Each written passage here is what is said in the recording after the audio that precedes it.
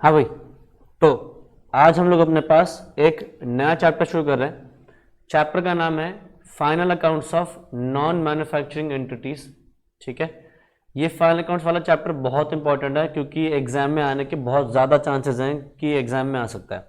वैसे इससे ज़्यादा पॉसिबिलिटी इसके अगले चैप्टर की है जिसका नाम है final accounts of manufacturing entities, क्योंकि उसके अंदर फिर वो यहाँ पे इस चैप्टर में जो हम कवर करते हैं वो भी डाल देते हैं, इसके अलावा एक और अकाउंट डाल देते हैं जिसको बोलते हैं मैन्युफैक्चरिंग अकाउंट। ठीक है, अब जो भी कॉमर्स वाले बच्चे हैं वो ये चैप्टर अपने पास पढ़ के आ रखे हैं जिसको बोलते हैं final accounts of sole proprietorship. जो तुम लोग क्लास 11 में पढ़ते थे वहां पे तो बनाते थे ट्रेडिंग अकाउंट, पीएल अकाउंट और बैलेंस शीट, तो जो वहां करते थे वही सारी चीजें यहाँ पे आती हैं। ठीक है, तो इसके अंदर हमने वही चीजें करनी है, ट्रेडिंग पेन बैलेंस शीट वाला, और नीचे कुछ एडजस्टमेंट्स है, एडजस्टमेंट्स को अपने पास ट्रीट करना है। ठीक है, तो इसके ऊपर पहले थोड़ा बहुत हम लिखते हैं और उसके बाद इसके ऊपर एडजस्टमेंट्स वगैरह शुरू करेंगे। अच्छा, मुझे एक चीज तुम लोग अपने आप बता दो कि जो एडजस्टमेंट्स वहां होती थी तुम लोगों को एडजस्टमेंट्स आती हैं, या एक एक एडजस्टमेंट को मैं यहाँ पे पहले डिस्कस करूं और फिर ट्रेडिंग पेन बैलेंस शीट के ऊपर बढ़े आगे? आती हैं? जैसे अगर प्रीपेड एक्सपेंसेस का ट्रीटमेंट करना हो, आउटसाइड एक्सपेंस का ट्रीटमेंट करना हो, प्रोविजन फॉर डाउटफुल का ट्रीटमेंट करना हो, बैड डेट्स का ट्रीटमेंट करना हो, जो हम लोग वहाँ पे 11th क्लास में सीखते थे, income received in advance, prepaid expenses, ये सारे ट्रीटमेंट्स आते थे।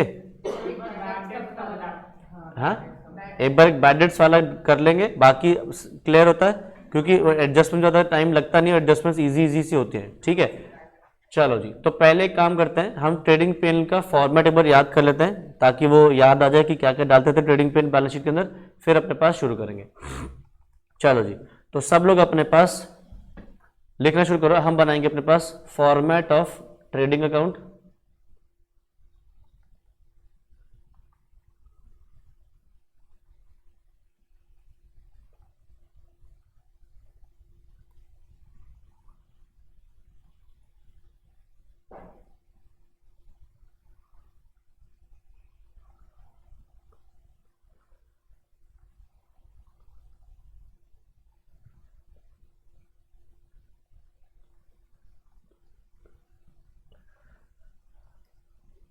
वैसे ट्रेडिंग अकाउंट में हम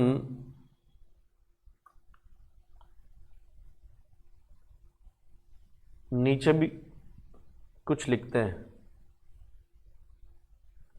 याद है ट्रेडिंग अकाउंट के नीचे क्या लिखा जाता था? हम्म हम्म मैं ना इसको ऊपर सरका रहा हूँ।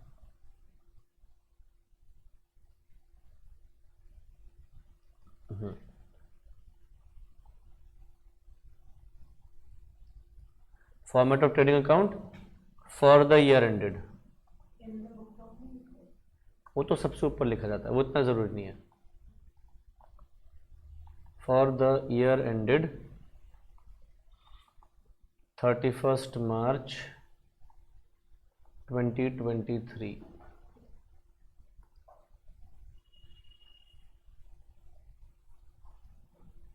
चलो, तो लिखना शुरू करो। यहाँ पे सबसे पहले आ रहा है हमारा ओपनिंग स्टॉक, परचेजेस, परचेजेस के एक्सेस अंदर की तरफ लिख दो, माइनस कर दो purchase return.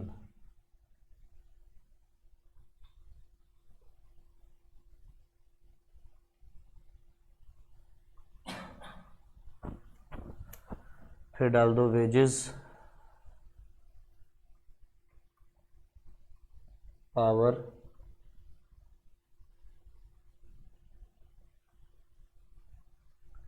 Carriage inward,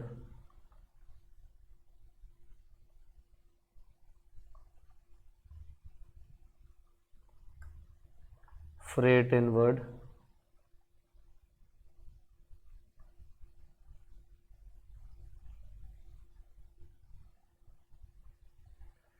octroi,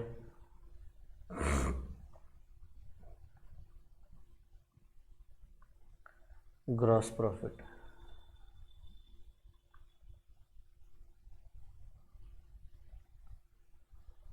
credit side पे लिखो sales minus sales return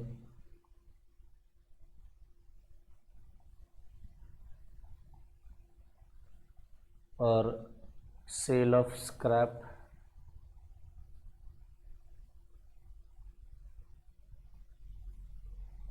closing stock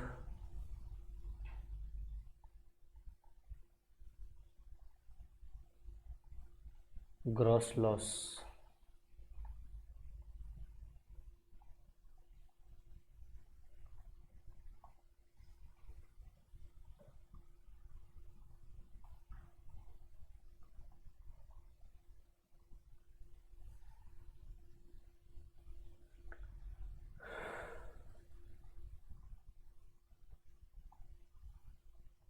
आगे कर ले सबने कॉपी है, जल्दी चिपका लो जिसका रह गया।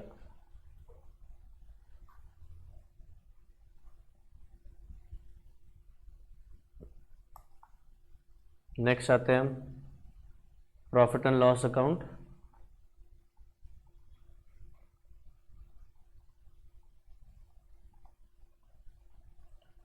For the year ended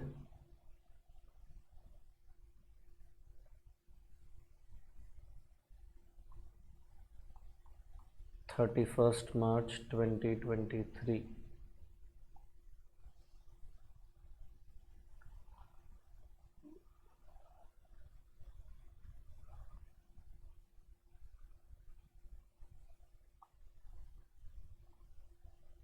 gross profit, gross loss,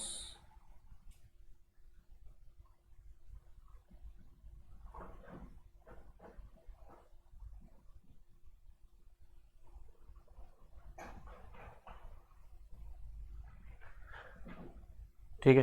अब डेबिट साइड की आइटम्स में डिक्टेट कर रहा हूं, लिख लो, मैं सारी लिखने नहीं बैठ रहा, बहुत देर लग जाएगी। लिखवा डिक्टेट कर रहा हूं, लिखो डेबिट साइड पे salaries, next office rent,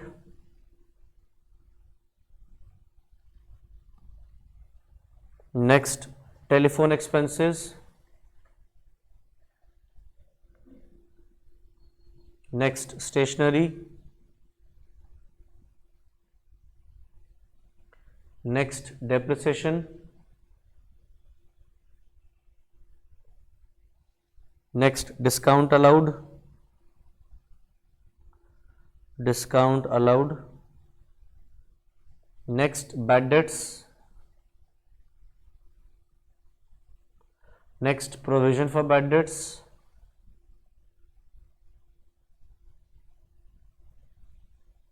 next repairs, next commission expenses, next interest on loans, interest on loans, next loss on sale of asset, loss on sale of asset, next loss by theft, next carriage outward,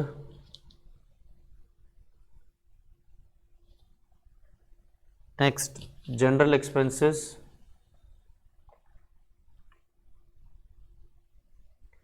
next selling expenses,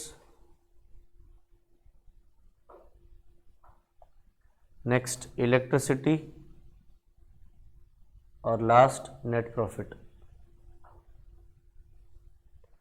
electricity और last net profit.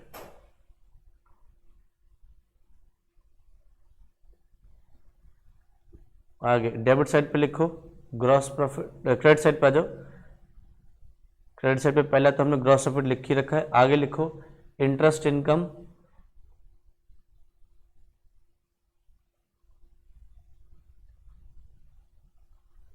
Next discount received, next commission received,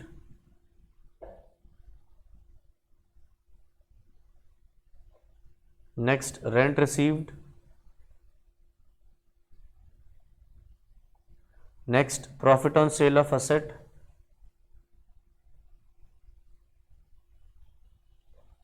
next bad debts recovered,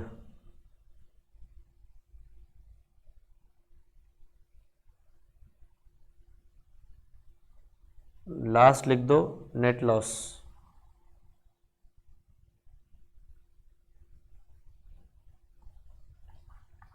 अच्छा, एक format और बनाओ balance sheet का।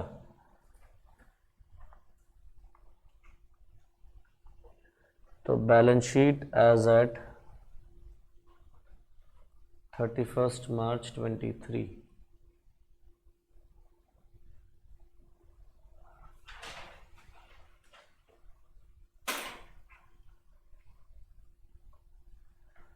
तो यह है हमारी लाइबिलिटीज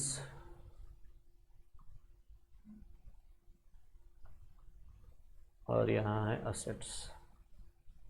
ओके, बताना बैलेंस शीट की डेबिट साइड कौन सी? एसेट। और लाइबिलिटी साइड? बहुत बढ़िया, नालायक हो।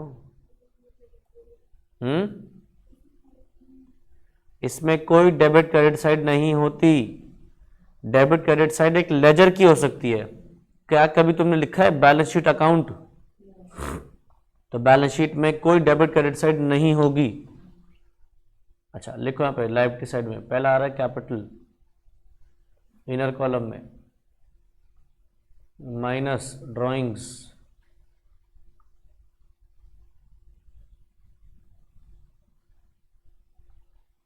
Minus interest on drawings,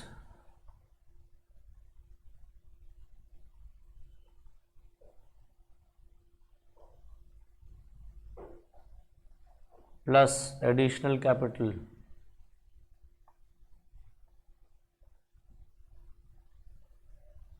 plus interest on capital,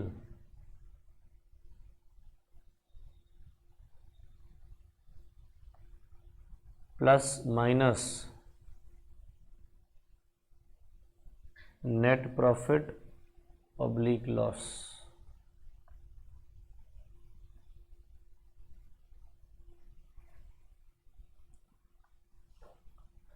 अब लायबिलिटी साइड पे और चीजें बोल रहा हूँ, डिक्टेट कर रहा हूँ, लिखते चले जाना।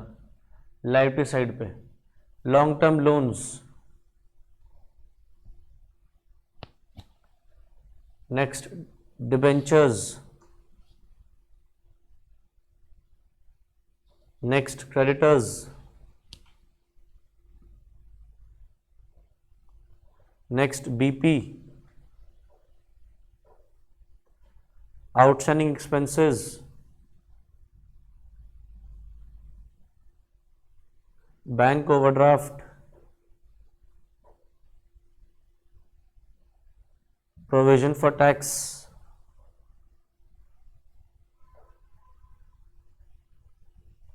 Income received in advance,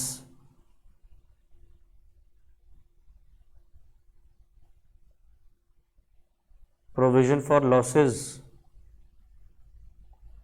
provision for losses.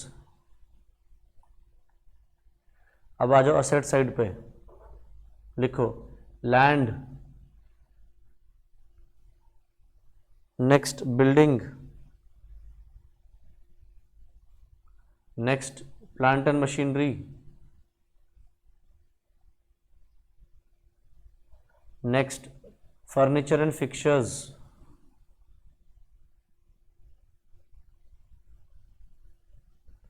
Vehicles, computers, goodwill, patents, trademark, copyright, licence oblique franchisee, licence oblique franchisee, long term investments,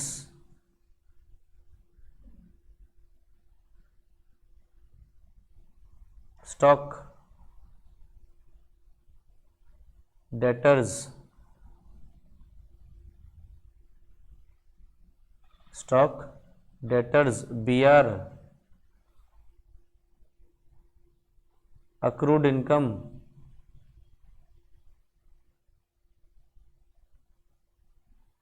prepaid expenses, cash, bank, total डाल दो।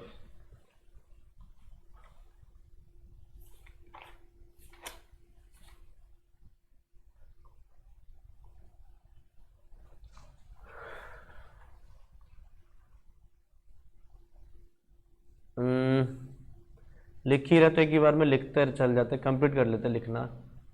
नीचे लिखो क्लोजिंग एंट्रीज।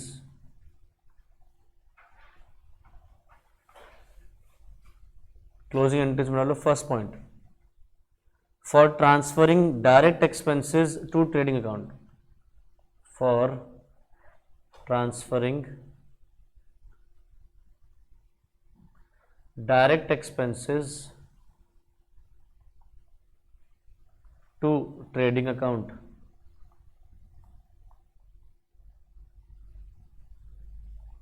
नीचे जर्नल एंट्री लिखो, trading account debit,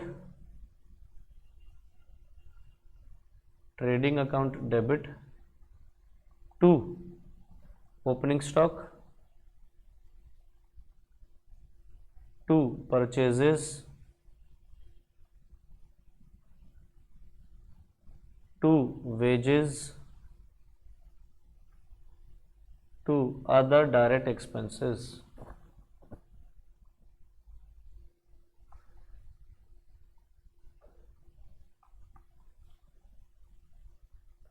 Second point, for transferring direct income, for transferring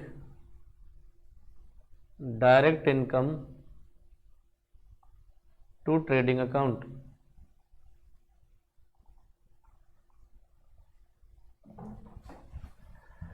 journal entry लिखो नीचे, sales debit, sales ना net, closing stock debit to trading account,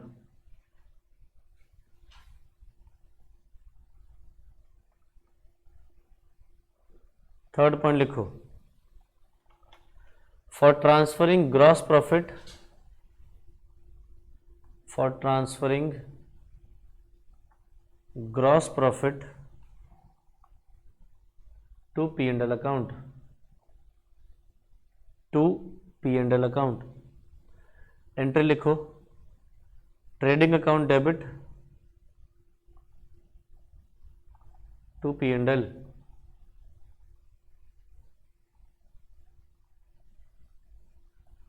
fourth, for transferring indirect expenses, for transferring indirect expenses to P&L, entry लिखो नीचे, P&L account debit to office rent,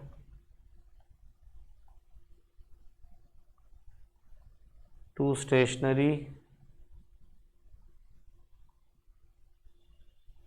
to all other indirect expenses.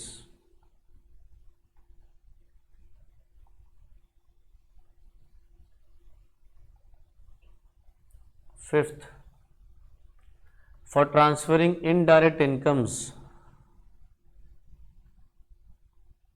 for transferring indirect incomes to P&L,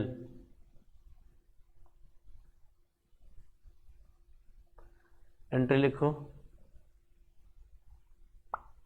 rent income debit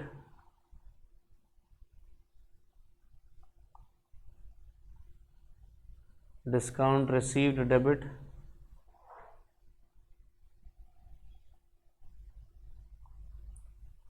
all other indirect income debit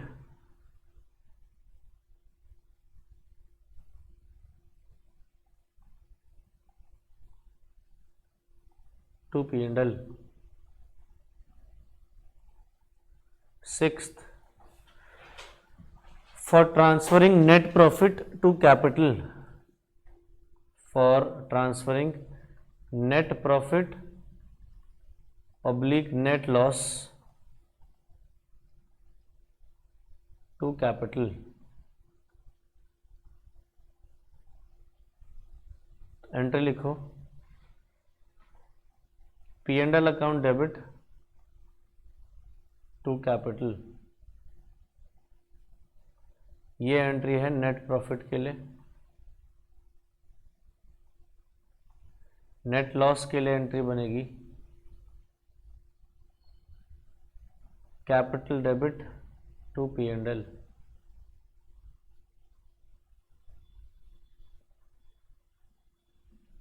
और last point, opening entries, opening entry in the next year.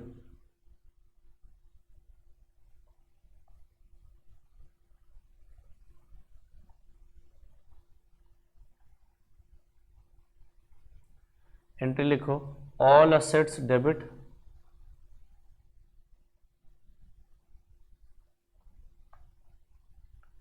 To all liabilities to capital.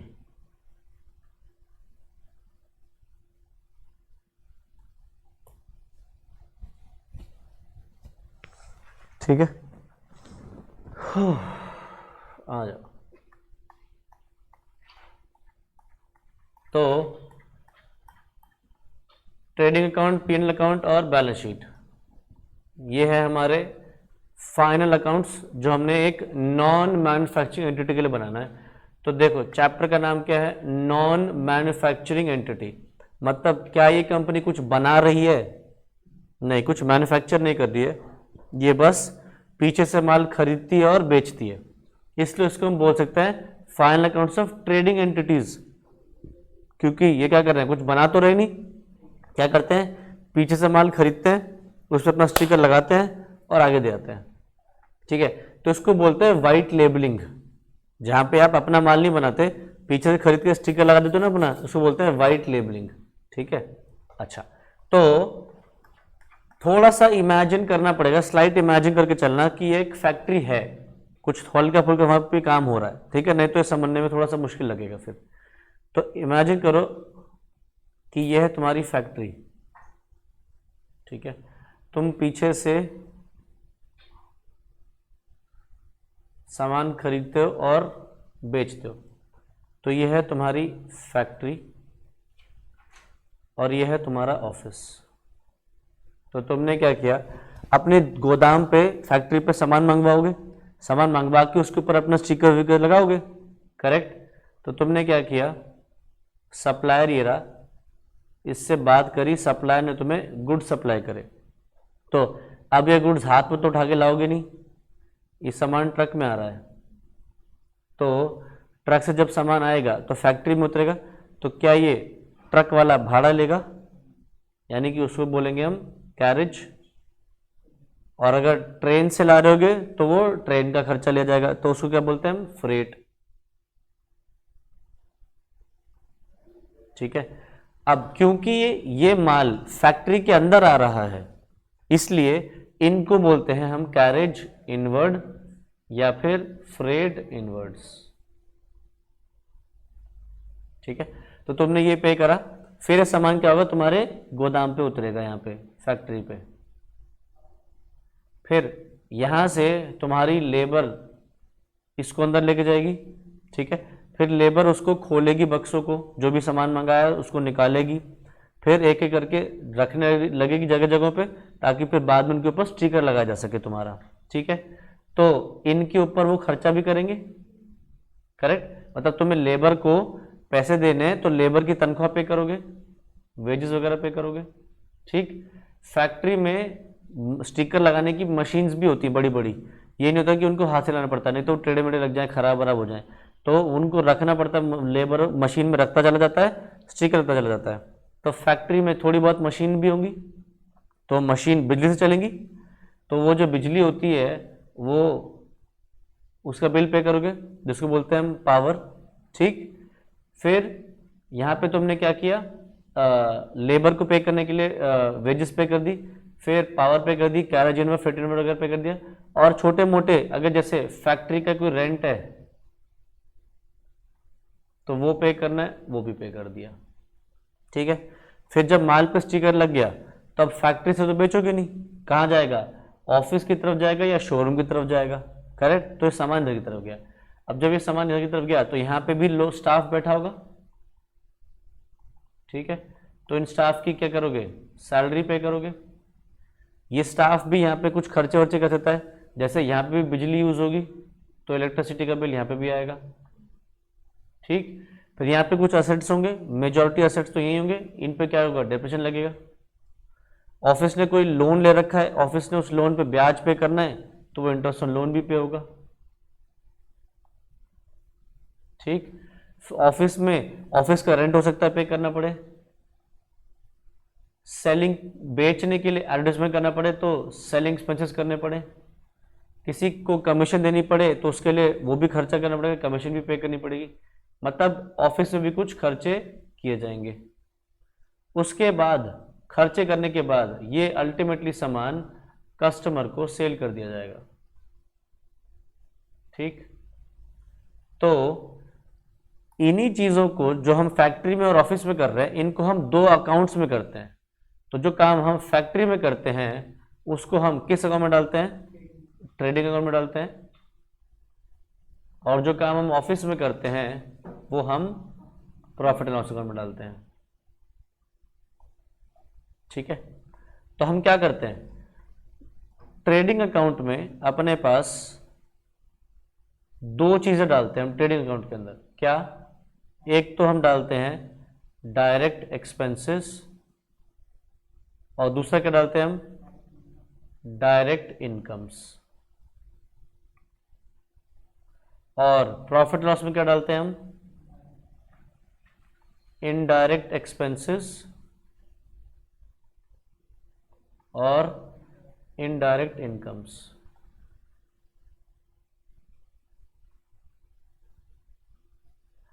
तो अब sir ये खर्चे क्यों direct indirect में कर दिए, तो ताकि हम करेक्ट प्रॉफिट निकाल सकें कि हमारे सामान की correct cost of goods sold से प्रॉफिट की ग्रॉस सोल्ड कितना आ रहा है और इनडायरेक्ट एक्सपेंसेस हटा के नेट प्रॉफिट कितना आ रहा है, इसलिए करते हैं। तो बेसिकली देखो हम क्या करते हैं, डायरेक्ट एक्सपेंसेस वो एक्सपेंसेस होते हैं जो गुड्स को बनाने के लिए जरूरी है, मतलब जिनके बिना गुड्स बन ही नहीं सकते, तो वो सारे क्या हैं, डायरेक्ट एक्सपेंसेस हैं।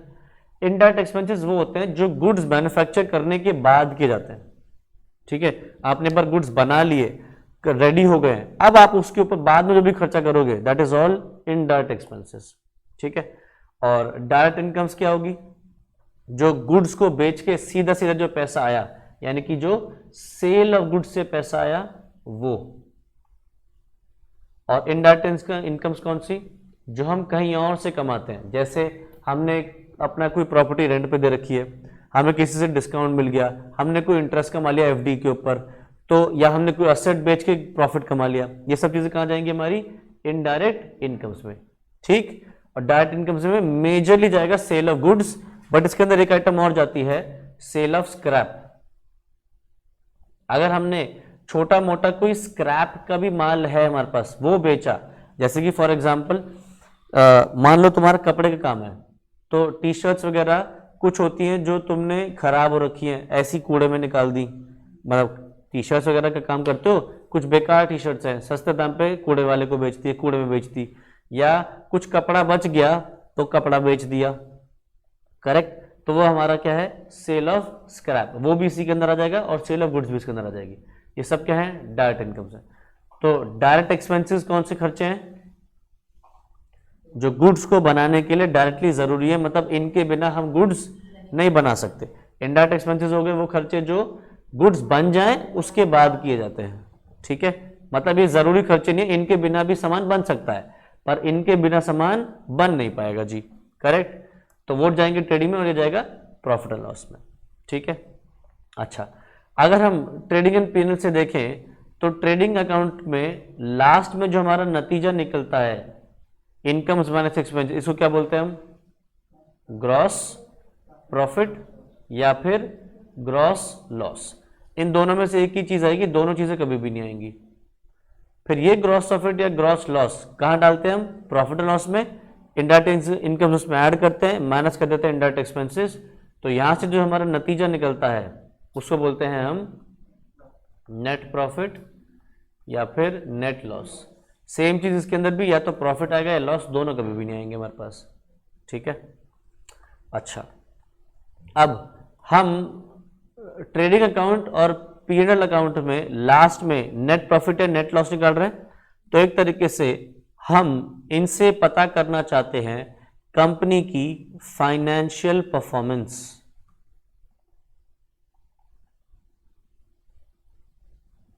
ठीक है, फाइनेंशियली कंपनी ने कैसा परफॉर्म किया, यह बात हमें कहां से पता चलेगी?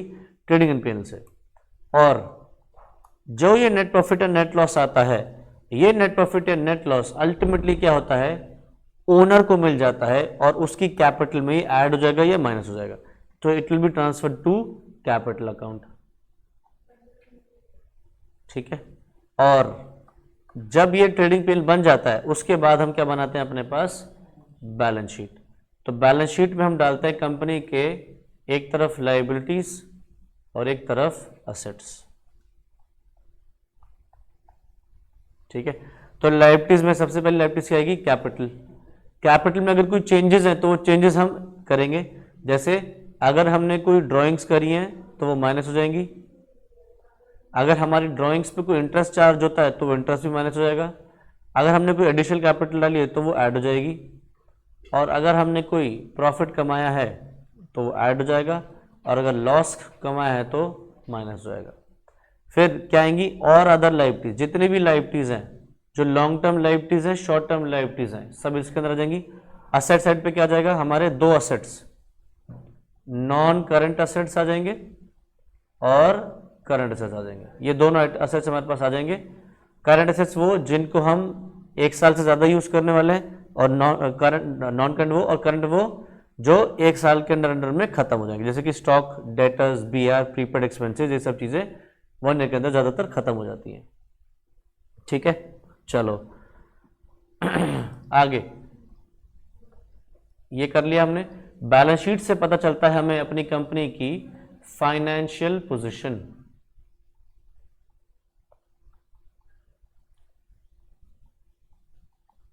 ठीक है, अच्छा अब इसको ऐसे समझो कि जैसे तुम स्कूल में होते थे तो स्कूल में तुम्हें हर साल रिपोर्ट कार्ड मिलता था, अपना परफॉर्मेंस कार्ड बोल लो उसको, रिपोर्ट कार्ड। तो रिपोर्ट कार्ड में क्या लिखा होता था? मार्क्स, हर सब्जेक्ट में कितने कितने मार्क्स आए, और बच्चा लास्ट में पास हुआ या फेल हुआ। करेक्ट, सेम चीज यहाँ पे है। कंपनी का जो ट्रेडिंग एंड पीएनएल है ना, ये कंपनी का रिपोर्ट कार्ड है, जिसमें क्या निकल रहा है लास्ट में? पहले तो हर सब्जेक्ट में कितने कितने मार्क्स, ऐसे समझो कि भैया किस किस एक्सपेंस पे कितना कितना खर्चा किया, किस किस एक्सपेंस पे किस किस इनकम से कितना कितना पैसा रिसीव किया। फिर लास्ट में क्या निकल रहा है? पास हुए या फेल। ठीक है, प्रॉफिट निकला तो पास हो गए, लॉस निकला तो लुढ़क गए।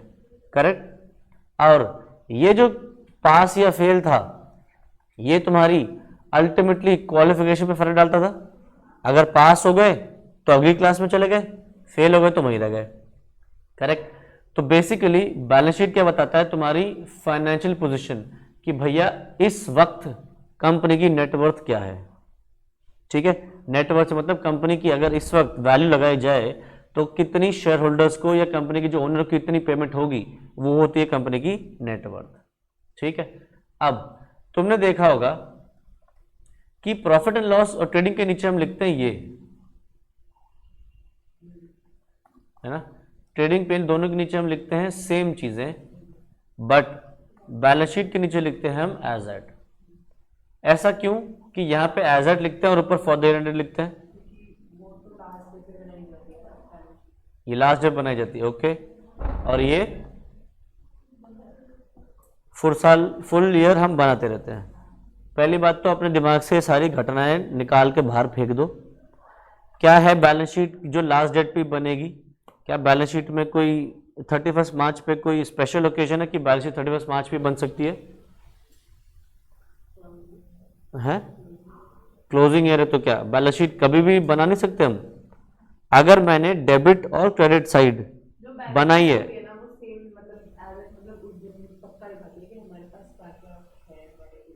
अच्छा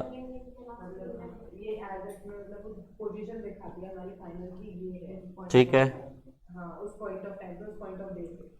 और प्रॉफिट एंड लॉस क्या दिखाता है? ये सब चल रहा है हमारी कंपनी में।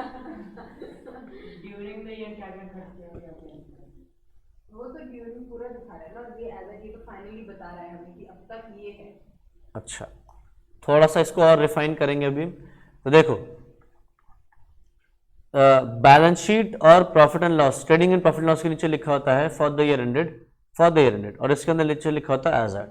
तो देखो, अगर मैं तुम लोगों से आज पूछूं कि तुम्हारी एजुकेशन क्वालिफिकेशन क्या है, तो क्या जवाब दोगे? 12th पास। ठीक है, तो तुमने ये कैसे निकाला कि तुम 12th पास हो?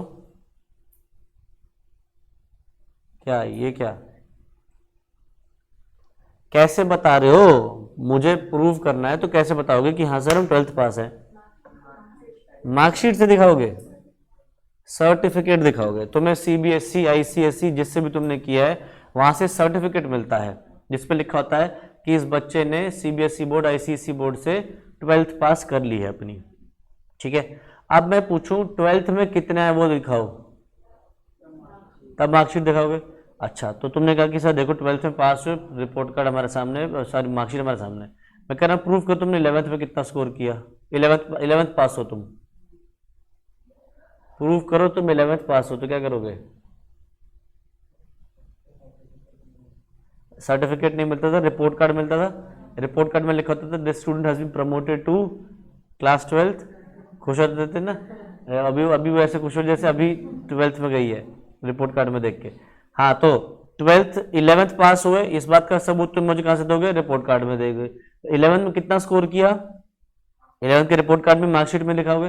10th में 10th पास हुए, प्रूव करो, सर्टिफिकेट उसी रिपोर्ट कार्ड में लिखा हो। 10th में कितना स्कोर किया, पास हो या फेल, वो तुम उसी मार्कशीट में दिखा दोगे। करेक्ट? तो आज के दिन तुम्हारे एजुकेशन क्वालिफिकेशन इज 12th पास।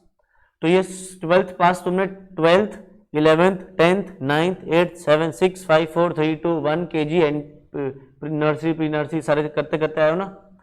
तो जब से तुमने स्कूल स्टार्ट किया तब से आज तक का स्टेटस है 12th पास। तो बैलेंस शीट के साथ भी यही चीज होती है कि बैलेंस शीट सिर्फ एक साल का डेटा नहीं दिखाती, बैलेंस शीट दिखाती है डेटा जब से बिजनेस स्टार्ट किया है तब से आज तक का डेटा इकट्ठा एक साथ। तो उसके अंदर 15-20 साल की इंफॉर्मेशन भी हो सकती है, अगर 15-20 साल हो गए कंपनी को आपकी। ठीक है, सोचो ना, जब हम बैलेंस शीट में यहां डालते हैं, असेट्स डालते हैं, लायबिलिटीज डालते हैं, कैपिटल डालते हैं सब, तो इनके अंदर चेंजेस करते हैं प्रीवियस ईयर के भी। जैसे असेट खरीदा तो असेट में डिप्रेशन लगाया, फिर इस साल और डिप्रेशन लगाया, तो पीछे से खरीदा हुआ ना वो असेट, फिर अगर नया असेट खरीदा तो उसी के अंदर ऐड करते हैं, फिर उसमें नया डिप्रेशन लगाते हैं। तो बैलेंस शीट में कब से आता है इन्फॉर्मेशन? जब से बिजनेस स्टार्ट हुआ तब से आज तक। तो उसमें मल्टीपल ईयर्स का डेटा तुम्हें मिलेगा इकट्ठा, और एक साथ बता देगा कि इतने साल का मेहनत के बाद ये है आपकी नेटवर्थ। सिमिलरली इतने साल की मेहनत के बाद आज तुम्हारी क्वालिफिकेशन क्या है? 12th पास। अब तुमने 12th में कितना स्कोर किया, उसके लिए तुम प्रॉफिट लॉस के अंदर जाओगे और ट्रेडिंग के अंदर जाओगे। करेक्ट? आपने रिपोर्ट करके अंदर जाओगे। तो बताओ मुझे, बुद्धि लगाना और कॉमन सेंस से मुझे बताना, क्या 12th क्लास की मार्क्स में, मार्कशीट में 11th के मार्क्स होते थे? नहीं। क्या 11th की मार्कशीट में 10th के मार्क्स होते थे? अच्छा, क्या 11th की मार्कशीट में 12th के मार्क्स होंगे? नहीं। अच्छा, क्या 10th की मार्कशीट में 11th के मार्क्स होंगे? 9th के? नहीं। तो यानी कि वो सिर्फ उस साल का डेटा दिखाती है। तो ट्रेडिंग एंड पीएनएल में हमेशा और हमेशा क्या होगा? सिर्फ और सिर्फ करंट ईयर का डेटा मिलेगा, सिर्फ और सिर्फ current year data. But balance sheet में पीछे के हर साल का डेटा होगा। इनफैक्ट अगर फ्यूचर में कुछ आने वाला है, बेनिफिट असेट्स आने वाले हैं, लाइबिलिटीज आने वाली, तो उसका भी डेटा हमारे को मिलेगा। ठीक है, तो अब इसको ऐसे समझो जो ट्रेडिंग एंड पीएनएल है ना, वो और बैलेंस शीट में, इसको ऐसे समझो कि ट्रेडिंग एंड पीएनएल एक ऑनेस्ट गर्लफ्रेंड या बॉयफ्रेंड है। और जो बैलेंस शीट है ना वो डिसऑनेस्ट है। कहना क्या चाहते हो सर?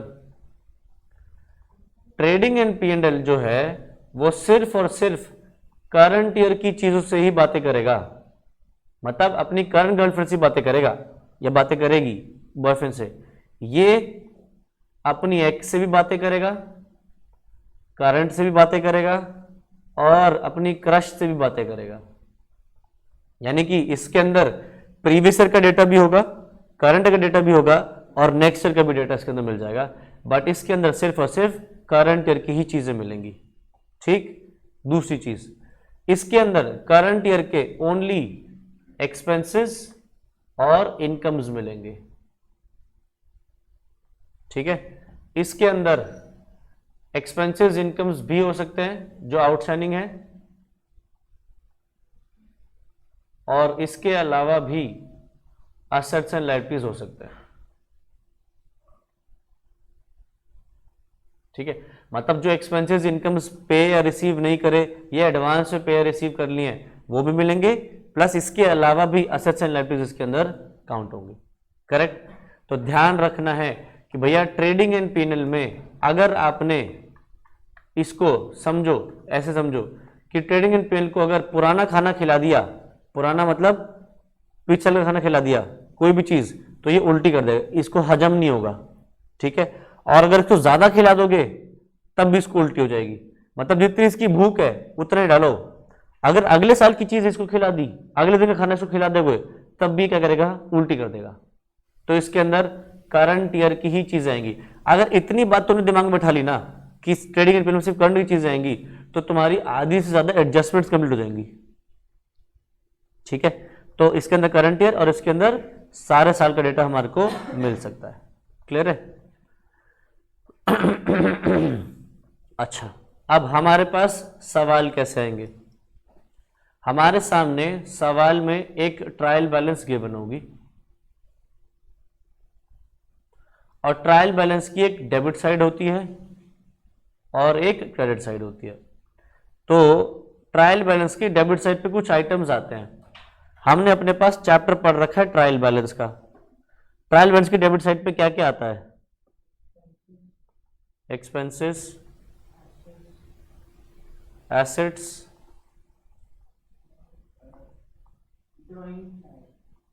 ड्राइंग्स, या फिर लॉसेस भी बोल सकता हूं। क्रेडिट साइड पे क्या मिलेगा? इनकम, लायबिलिटीज, कैपिटल, गेन्स भी कह सकता हूं। ठीक है। तो हमारे सामने एक डेबिट साइड क्रेडिट साइड होगी और हमारे सामने कुछ आइटम्स होंगे। हमें आइटम्स को एक्सपेंसिव क्लासिफाई करना पड़ेगा डायरेक्ट में और इनडायरेक्ट में। सिमिलरली इनकम्स को हम क्लासिफाई करेंगे किसमें?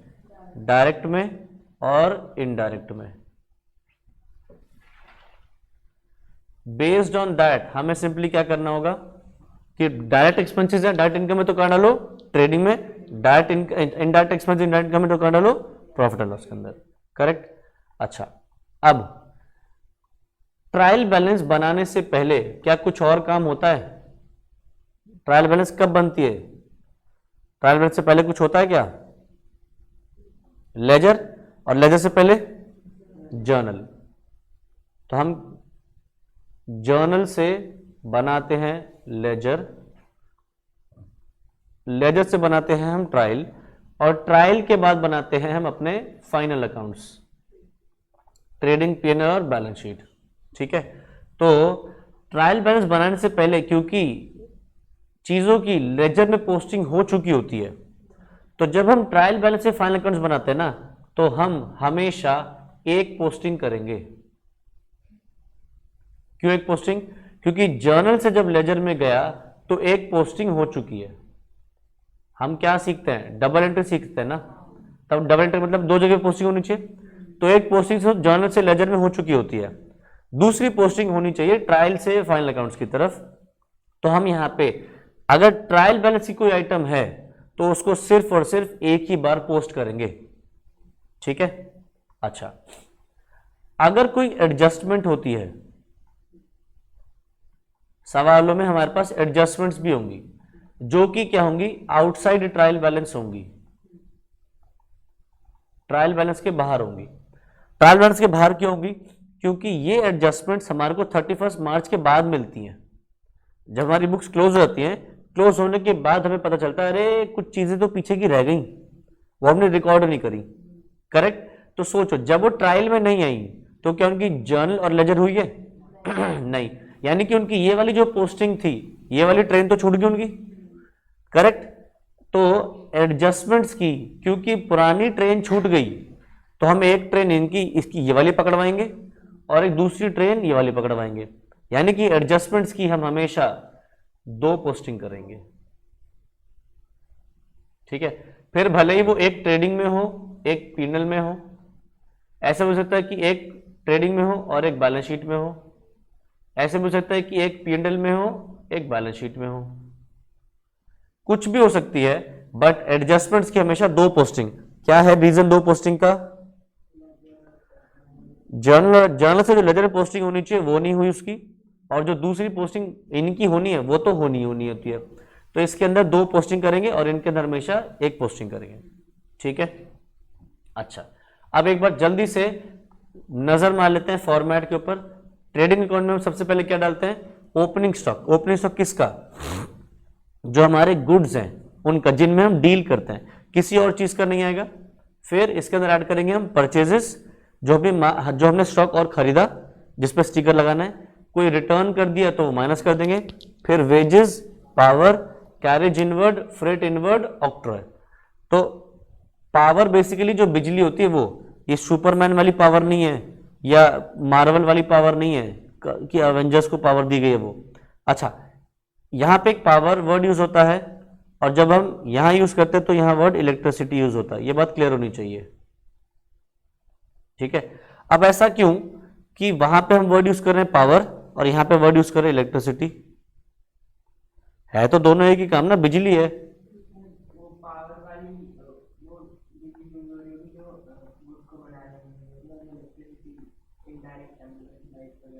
तो यहां पे भी तो पावर लिख सकते थे।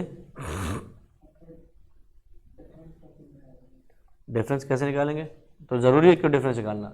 दोनों जगह पे इलेक्ट्रिसिटी लिखने से क्या प्रॉब्लम हो रही है?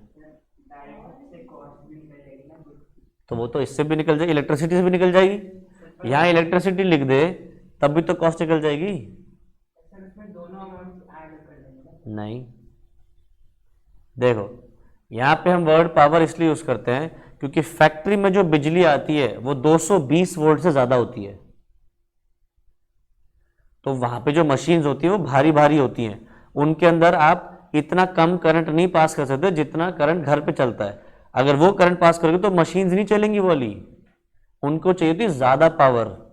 तो इसलिए वहां पे वर्ड यूज करते हैं पावर और यहाँ पे वर्ड यूज करते हैं हम इलेक्ट्रिसिटी। ठीक है। अच्छा, दूसरी चीज, बच्चे carriage inward, carriage freight inward को बड़ा वो कर देते हैं कि sir carriage inward, freight inward यहां डाले कि यहां डाले। तो कैरेज इनवर्ड देखो नाम से दिख रहा है, इनवर्ड जब माल अंदर आ रहा है, अंदर का फैक्ट्री में आ रहा है तो ये डायरेक्ट एक्सपेंस होता है। और अगर बात आई कैरेज आउटवर्ड की, तो ये कैरेज आउटवर्ड या फ्रेट आउटवर्ड कब पे होता है? जब हम नहीं, जब हम सेल करते हैं। जब हम सेल करते हैं तो कस्टमर के घर पे सामान पहुंचवाते हैं। जैसे तुम्हारे घर पे फ्रिज आ रहा है, एसी आ रहा है, तो क्या गाड़ी में ठूस के लाते हो? नहीं। मशीन आ रही है, गाड़ी में ठूस के लाते हो? नहीं ना। क्या होता है, वो टेम्पू ट्रक से आता है, उसका खर्चा जो होता है वो अगर सेलर बेयर कर रहा है तो वो अपने पास इनडायरेक्ट एक्सपेंस बुक करेगा। हमने समझा था ना इनडायरेक्ट एक्सपेंस कौन से होते हैं? जो गुड्स बनाने के बाद के खर्चे हैं। तो आपके गुड्स अगर बन गए तो उसके बाद क्या करना है? बेचना है। तो बेचने पे खर्चा आ रहा है ना कस्टमर को, तो ये सब इनडायरेक्ट एक्सपेंसेस हैं। ठीक है। तो कैरेज आउटवर्ड हो या फ्रेट आउटवर्ड हो, कहां जाएगा? प्रॉफिट एंड लॉस में जाएगा। अच्छा, अगर सवाल में सिर्फ कैरेज लिखा है तब क्या करें? हाँ, तब इनवर्ड मानेंगे। अगर सिर्फ लिखा है कैरेज या फ्रेट तो हमेशा इनवर्ड मानेंगे। अच्छा, कैरेज और कार्टेज सेम होता है तो उसमें फर्क मत करना। कैरेज और कार्टेज सेम है। कार्टेज बेसिकली अगर बैलगाड़ी या बहुत स्लो मीन्स ऑफ कम्युनिकेशन जाता है तब उसको कार्टेज बोलते थे, क्योंकि कार्ट में आ रहा है। कार्टेज, कार्ट मतलब बैलगाड़ी काइंड ऑफ, ठीक है। अच्छा,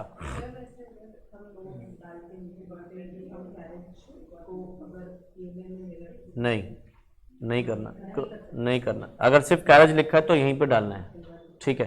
अच्छा, आगे एक चीज और समझो सवाल में। अच्छा देखो, वेजेस यहाँ पे लिखा है और यहाँ पे जो पे करते हैं उसको बोलते हैं हम सैलरीज, ठीक है। अब एक बात बताओ, हम लोग अपने जो लोग हैं जो हमारे पास काम कर रहे हैं, हम उनको जब तनख्वाह देते हैं तो एक को जो तनख्वाह देते हैं उसको बोलते हैं वेजेस, और जो दूसरा होता है उसको पे करते हैं उसको बोलते हैं हम सैलरीज। दोनों में फर्क क्यों है? दोनों को एक ही नाम क्यों नहीं बोल देते? लेबर वगैरह के। अच्छा, और page wages per day per hour के हिसाब से पे की जाती है। सैलरीज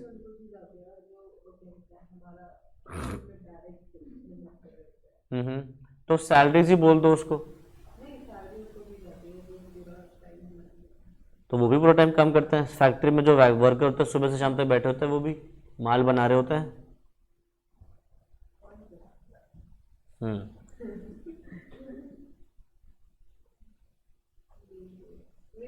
आ गया? कर दिया मैसेज?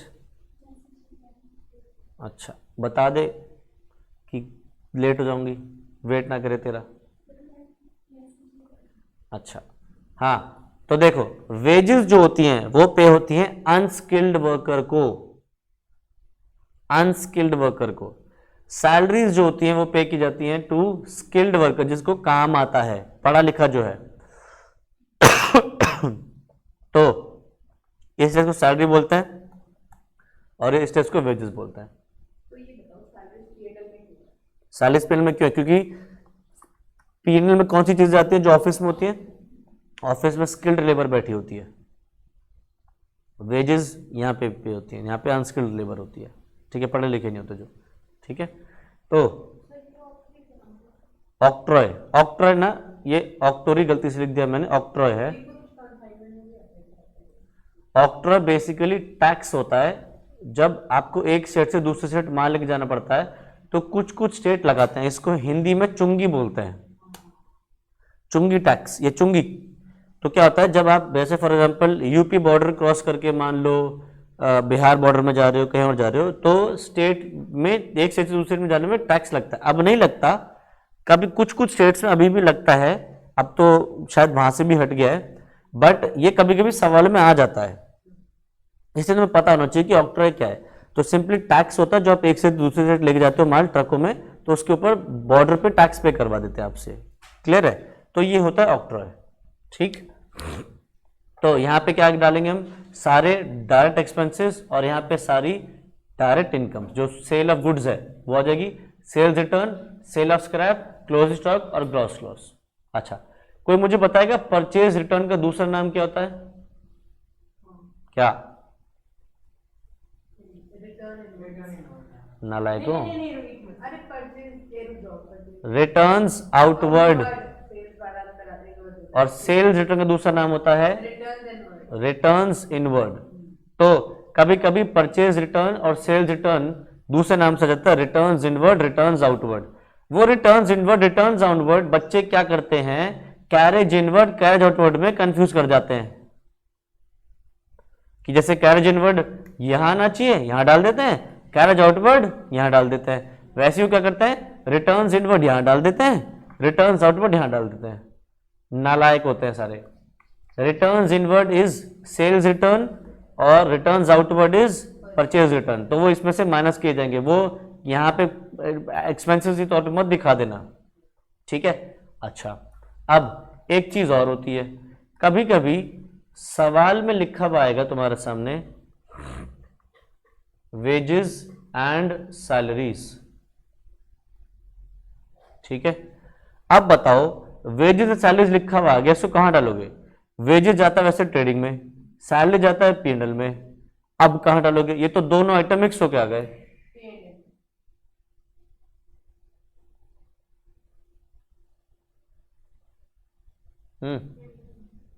P&L, हाँ, वेजेस एंड सैलरीज अगर लिखा हुआ आ गया तो इसको हम डालेंगे ट्रेडिंग अकाउंट में। क्यों? क्योंकि जो वेजेस एंड सैलरीज में जो वर्ड पहले दिया गया है उसका अमाउंट हम ज्यादा मानते हैं कि फिगर में होगा। फॉर एग्जाम्पल वेजेस सैलरीज की फिगर दी तो मैं 2 लाख रुपए, तो इसमें यह माना जाएगा कि ज्यादा अमाउंट किसका है, वेजेस का है, और कम अमाउंट है सैलरीज का, इसलिए चला जाता है यहां पे। जिसका भी नाम पहले होगा वो माना जाएगा कि वो ज्यादा है। अगर दिया गया सैलरीज एंड वेजेस तो कहां डालोगे, P&L में, क्योंकि हम क्या मानेंगे कि इसके अंदर किसका कंटेंट ज्यादा है, सैलरीज का पोर्शन ज्यादा है, वेजेस का पोर्शन कम है। ठीक है।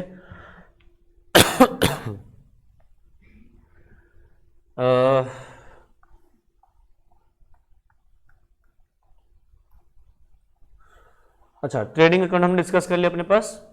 अब आ जाते हैं P&L पे। P&L हमने, अच्छा देखो, ट्रेडिंग अकाउंट से हम क्या निकालेंगे, इनकम, ये सारी इनकम, ये सारे एक्सपेंसेस माइनस करके जो आएगा उसको बोलेंगे हम ग्रॉस प्रॉफिट या फिर ग्रॉस लॉस।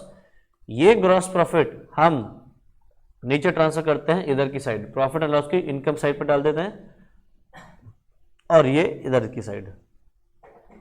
ठीक है, तो क्रॉस ट्रांसफर होता है, ये बात याद रखना। ग्रॉस प्रॉफिट यहां से निकल क्रॉस इधर जाएगा क्रेडिट में, ग्रॉस लॉस क्रेडिट से निकल जाएगा डेबिट में।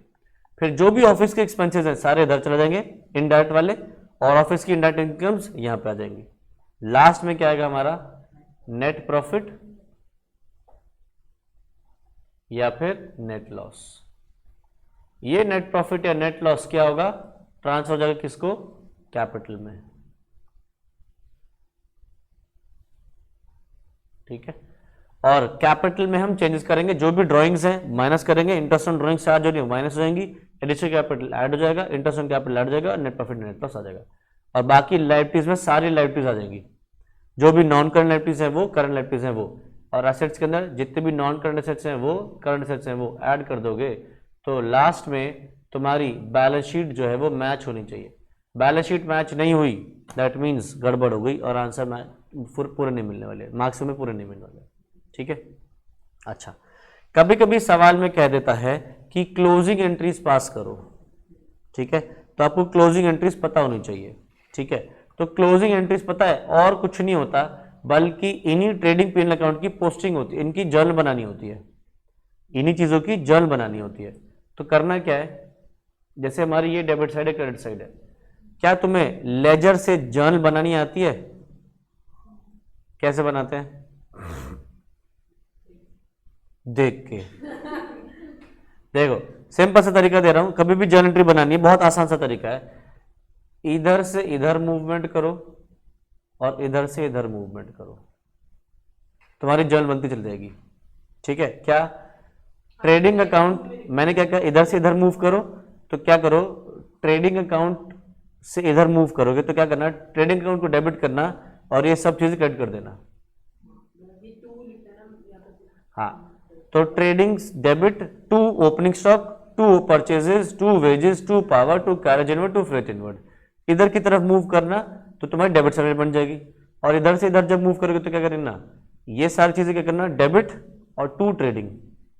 ठीक है, तो इधर से इधर मूव होगा और इधर से इधर मूव हो जाएगा। ठीक है, अच्छा, तो ये पहली एंट्री क्या होगी, trading debit to opening stock, to purchase, ये सब, और दिस इनडायरेक्ट इनकम्स की क्या, close stock debit, sale of scrap debit, sales debit. फिर ये सब करने के बाद प्रॉफिट या लॉस आएगा, ग्रॉस प्रॉफिट या ग्रॉस लॉस। वो ग्रॉस प्रॉफिट या ग्रॉस लॉस हमने क्या सीखा है, प्रॉफिट लॉस में जाता ना, तो मैं यहाँ पे ग्रॉस प्रॉफिट जो लिख रहा हूं इसी जगह पे मैं यहाँ पे क्या लिख सकता हूं,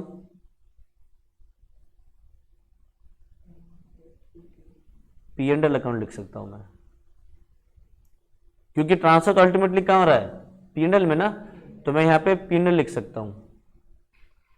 तो ट्रांसफर करने की एंट्री क्या होगी फिर, ट्रेडिंग डेबिट टू P&L, अगर प्रॉफिट है तो, और ग्रॉस लॉस है तो P&L टू ट्रेडिंग, तो ये इधर आ गया।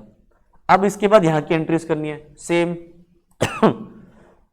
इधर से इधर मूव होगा, इधर से इधर, तो इधर से इधर क्या है, सारी इनडायरेक्ट इनकम्स है, तो इधर से इधर ट्रांसफर करोगे तो एंट्री क्या होंगी, जितनी भी इनडायरेक्ट इनकम्स हैं डेबिट टू P&L और फिर इधर से इधर P&L to all indirect expenses, correct. Indirect expenses करने के बाद net profit and net loss आता है, ये कहां जाएगा?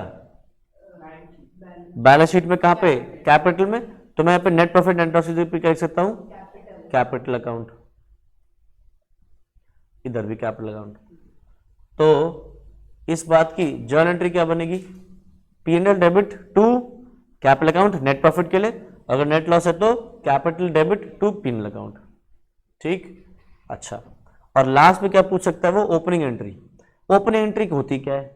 तुम याद करो, तुम अपने जितने भी लेजर्स बनाते हो असेट्स एंड लायबिलिटीज के, उनमें तुम हमेशा लिखते हो ऊपर balance brought down. Assets and liabilities का जब लेजर बनाते हो तो ऊपर क्या लिखते हो? बैलेंस ब्रॉट डाउन लिखते हो ना। वो जो बैलेंस ब्रॉट डाउन है, वो बैलेंस ब्रॉट डाउन की भी तो कोई एंट्री होनी चाहिए, है कि नहीं? उसकी भी तो कुछ एंट्री होनी चाहिए जब वहां उतार रहे हो। तो उसकी एंट्री क्या होती है?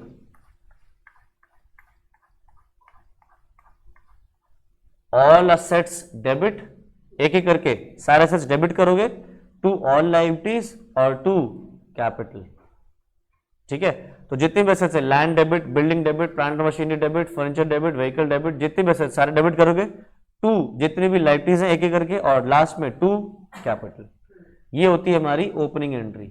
ये मैंने ओपनिंग एंट्रीज जर्नल वाले चैप्टर में भी करवाई थी, ठीक है, opening entry closing entry, but आधों को याद नहीं होगी, जिसलिए मैंने दोबारा करवा दिया, ठीक है। तो ये हमारी जर्नल एंट्रीज हो जाएंगी। अब इनमें से कुछ ही पूछ सकता है, ज्यादातर चार्जेस किसके हैं? इसी चीज के हैं, ट्रेडिंग पेन बैलेंस शीट के।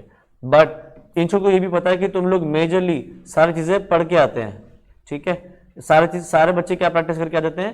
ट्रेडिंग पेन बैलेंस शीट को, बट कोई भी एंट्रीज नहीं करके आता है। तो वो एंट्रीज करवाने के लिए कई बार सवालों में एंट्रीज भी डाल सकते हैं, तो इनको भी ध्यान से रख के याद करके जाना है हमने। इसीलिए मैंने सारी चीजें रजिस्टर में लिखवा दी ताकि तुम्हारे पास सब चीजें बाद के लिए अवेलेबल हों, ठीक है। चलो, तो अब अपने पास सवाल शुरू करते हैं, ठीक है। क्वेश्चन नंबर 1 है हमारे पास, इसको एक बार जरा पढ़ना शुरू करो, देखो क्या कर रहा है।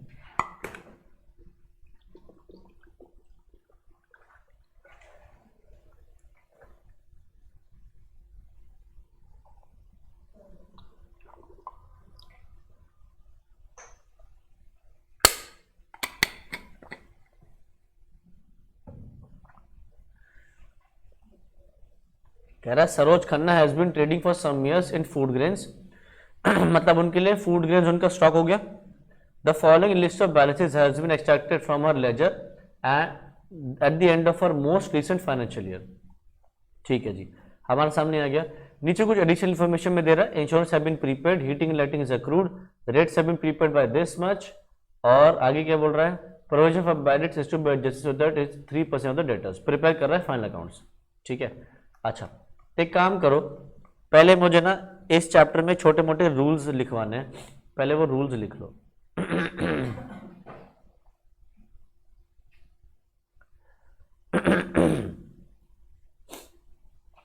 सबसे पहले रूल लिखो,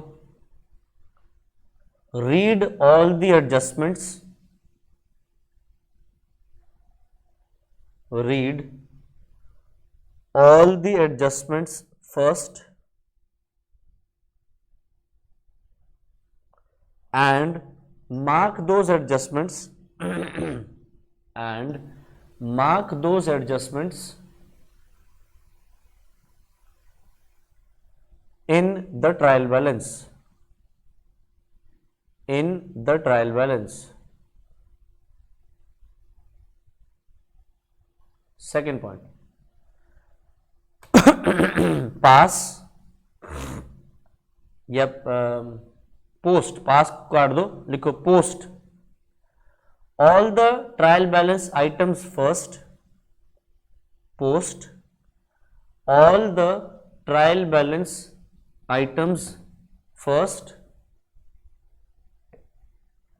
ब्रैकेट्स में लिख दो one time, one time.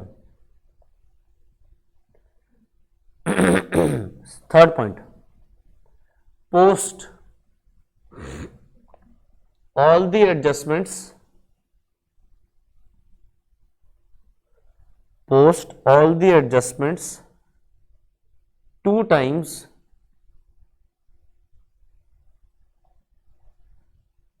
after posting या after step 2, after step 2।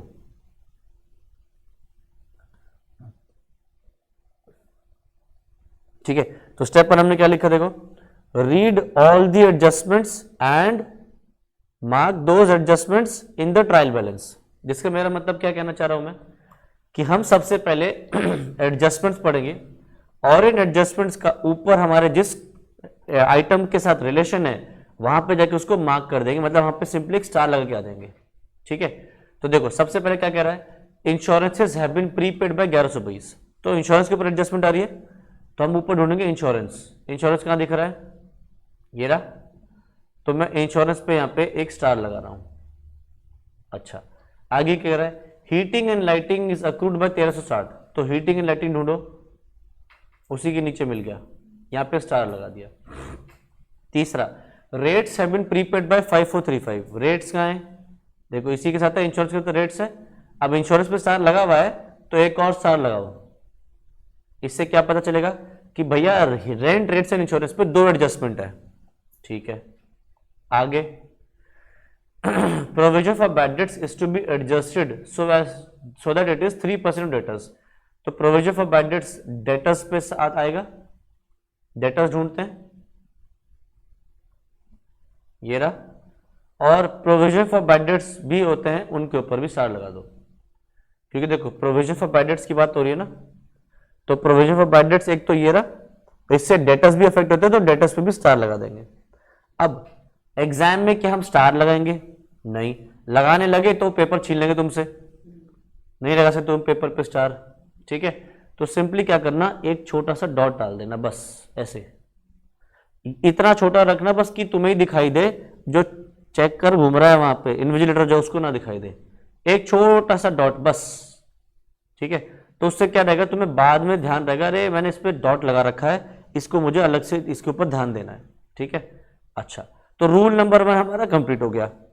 Rule number 2 क्या लिखा हमने देखो, post all the trial balance items first. कितनी बार, 1 टाइम, मतलब जिन पे स्टार लग गया है उनको भी पोस्ट करेंगे। बच्चों की हैबिट क्या होती है मैं बता देता हूं तुम्हें, प्रोविजन फॉर बैड डेट्स पे पहुंचे, स्टार देखा, एडजस्टमेंट पे कूद गए, रेंट एंड इंश्योरेंस पे देखा, स्टार लगा, उस पे कूद गए। अरे भाई, क्या वो तुम्हारे यहां आ जाने के बाद क्या वो एडजस्टमेंट सवाल से मिट जाएगी? अगर तुमने यहां करने के बाद अगले नहीं कूदा, क्या वो सवाल से डिलीट हो जाएगी? नहीं ना, पड़ी रहेगी। तो जल्दी क्या है, पहले हम क्या करेंगे, सारी आइटम्स को सिंगल बार पोस्ट करेंगे। क्यों? क्योंकि देखो अभी तुम क्या कर रहे हो, जब ट्रायल बैलेंस पे बैठे हो तो ट्रायल बैलेंस में तुमने कैपिटल डाला कितनी बार, 1 बार। सेल्स कितनी बार, ये कितनी बार, ये कितनी बार, ये कितनी बार, 1 बार। एडजस्टमेंट पहुंचे, सडनली 2 बार आ गया। अभी तक अच्छे वाले 1 बार 1 बार 1 बार 1 बार चल रहे थे, सडनली क्या हुआ, 2 बार। फिर 1 1 1 1 1 1 2, फिर 1, सॉरी कैरेज इवेंट्स भी 1, ये भी 1, और उसके बाद 2 और फिर 2। तो क्या होता है, उससे माइंड कंफ्यूज हो जाता है, 1 2 1 2, किसी में किसी में 2, किसी में किसी में 2। तो क्या होता है, चांसेस ऑफ एरर बढ़ जाते हैं। अगर मैं तुमसे कहूं इससे आसान तरीका है क्या, सभी की पहले सिंगल सिंगल करो, 1 1 1 1 1 1 1 1 1 1, ऐसे ऐसे सभी की 1 1 बार करो पहले, और फिर एडजस्टमेंट्स पे पहुंचो, 2 2 2 2 2 2, सभी जब 2 2 2 चलेंगी तो तुम्हारे दिमाग में क्या रहेगा, सब 1 बार हो चुकी हैं, अब सारी 2 बार ही करनी है। तो तुम सीक्वेंस से साथ चलते रहोगे, 2 बार 2 बार 2 बार 2 बार, और वहां से एरर्स के चांसेस बिल्कुल 0 हो जाएंगे, आंसर तुम्हारा 1 बार मैच होगा। अब मैं तुम्हें यहां पे क्लास में ऐसे ही करवाऊंगा, तुम घर जाके ढीठ हो, वही कुत्ते की दुम टेढ़ी की टेढ़ी फिर वही करोगे। तो तुम्हें ये चीज अपने सिस्टम में लानी पड़ेगी कि भैया एडजस्टमेंट पे नहीं कूदना। तुम तो अभी फाउंडेशन में हो, मैं इंटरमीडिएट वालों को देख रहा हूं, इंटरमीडिएट में भी जब मैं पढ़ाता हूं, इनकम्प्लीट रिकॉर्ड्स का चैप्टर वहां पे आता है, सिंगल एंट्री सिस्टम करके एक चैप्टर आता है इनकम्प्लीट रिकॉर्ड्स, उसके अंदर भी उनको ट्रेडिंग पे बैलेंस शीट बनाने होते हैं। मैं जब क्लास में करवाता हूं वो ऐसे ही करता है जैसे मैं करवा रहा हूं कि पहले सिंगल एंट्री, सिंगल पोस्टिंग, उसके बाद डबल पोस्टिंग। उसके बावजूद भी इंटरमीडिएट वाले भी वहीं के वहीं डटे रहते हैं। तो अब तुम्हारे ऊपर है कि तुम्हें क्या करना है। एग्जाम में टाइम वेस्ट करना है तो जैसे मर्जी कर लेना, वहां पे टाइम वेस्ट होगा और चांसेस ऑफ एरर बहुत बढ़ जाएंगे। नहीं तो सिंपल सा तरीका है कि भैया जो क्लास में करवाया जाए उसको रूल बाय रूल फॉलो करो। सबसे पहले ट्रायल की पोस्टिंग होगी, जब ट्रायल की पोस्टिंग हो जाएगी पूरी तरह, उसी के बाद एडजस्टमेंट में कूदेंगे, अदरवाइज नहीं कूदेंगे हम। ठीक है, चलो तो आओ क्वेश्चन नंबर 1 में हम, सवाल हमसे क्या कह रहा है, प्रिपेयर फाइनल अकाउंट्स। तो सबसे पहले हम इसके अंदर ट्रेडिंग पेनल और बैलेंस शीट बनाते हैं फॉर्मेट, और फिर सवाल शुरू करेंगे। Trading and P and L honest girlfriend है या डिसऑनेस्ट गर्लफ्रेंड बॉयफ्रेंड है? ऑनेस्ट, मतलब ट्रेडिंग एंड पेनल में क्या आएगा, सिर्फ करंट ईयर की चीजें। अगर इसको बासी खाना खिलाओगे तो ये उल्टी कर देगा, अगले दिन का खाना खिलाओगे तो भी ये उल्टी कर देगा। करेक्ट। आओ क्वेश्चन नंबर 1 लिखो, trading account for the year ended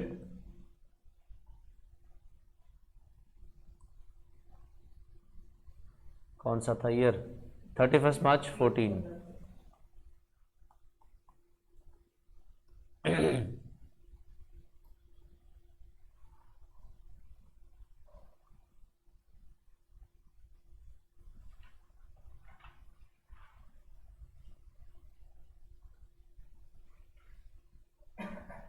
फिर बनाओ प्रॉफिट एंड लॉस अकाउंट।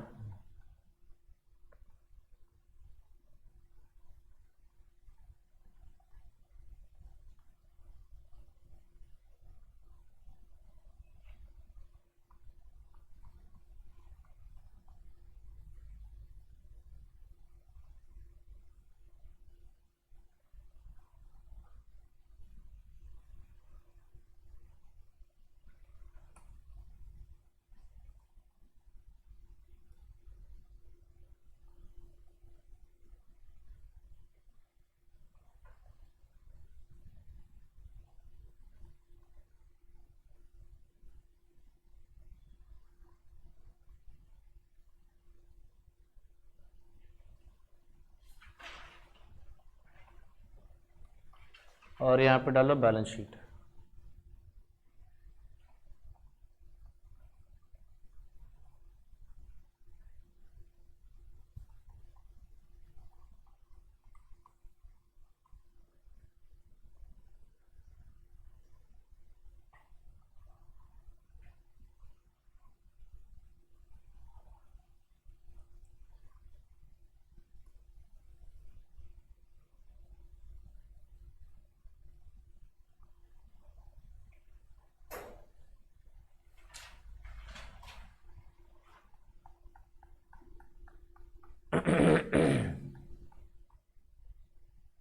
चलो जी शुरू करते हैं।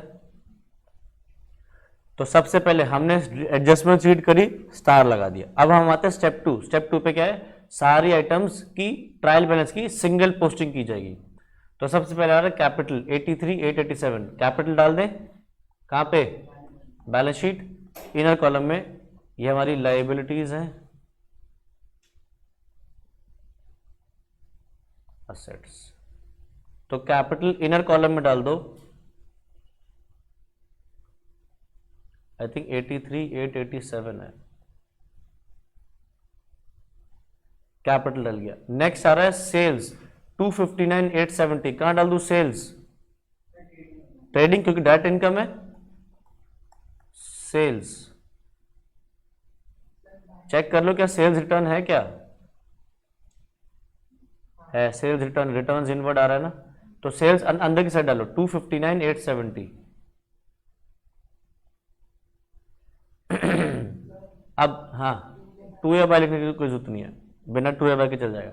अच्छा कुछ बच्चे क्या करते हैं, सेल्स देखते ही सीधा इस पे कूद जाते हैं कि भाई रिटर्न्स इनवर्ड दिख गया डाल दो। अरे भाई मिट थोड़ी रही है पेपर में से, चलते चलो सीक्वेंस में आ जाएगा अपने आप। नेक्स्ट क्रेडिटर्स 19840, कहां डालू क्रेडिटर्स, लाइबिलिटी है तो क्रेडिटर्स डालो बैलेंस शीट में। तो कैपिटल के साथ नीचे कुछ जगह छोड़ दो, क्रेडिटर्स। 19,840। अगला रिटर्न्स आउटवर्ड 13,407, ये कौन सी रिटर्न्स होती है? परचेज रिटर्न 13,407, तो परचेज में से माइनस होगा। सर परचेज तो मिला ही नहीं। अरे मिल जाएगा, परचेज लिख के छोड़ दो,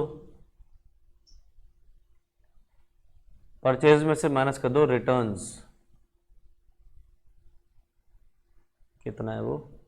13,407, ये इसमें से माइनस हो जाएगा। आगे प्रोविजन फॉर बैड डेट्स, इसको अभी के लिए छोड़ दो, मैंने इसको येलो कर दिया, इसको अभी के लिए छोड़ दो। आगे बढ़ो, येलो से याद आ जाएगा कि ये छोड़ रखा है, ठीक है। आगे बढ़ो, डिस्काउंट अलाउड 2306 पीएनएल, क्योंकि इनडायरेक्ट एक्सपेंस है, कस्टमर्स को डिस्काउंट देता है तो ये सेल होने के बाद ही कहीं हो रहा होगा, यानी कि गुड्स बनाने के लिए तो जरूरी नहीं है खर्चा। डिस्काउंट अलाउड 2306, नीचे डालो पीएनएल में, एक लाइन छोड़ देना, ग्रॉस लॉस आ सकता है मे बी। Discount allowed 2306। अगला डिस्काउंट रिसीव्ड 1750, कहां डालूं? प्रॉफिट एंड लॉस की क्रेडिट साइड, इनकम है तो यहां डालो डिस्काउंट रिसीव्ड, एक लाइन छोड़ के।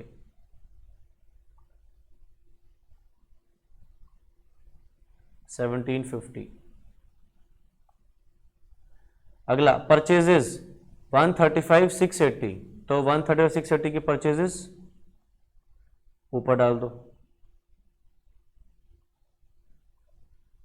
ओके, आगे रिटर्न्स इनवर्ड, सेल्स रिटर्न हो गई 5624, माइनस कर दो सेल्स में से।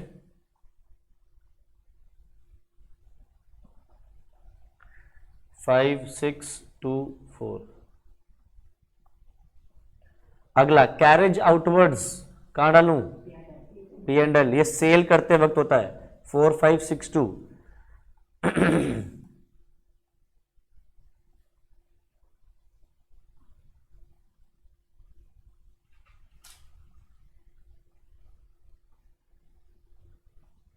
अगला ड्राइंग्स 18,440, कहां डालूं?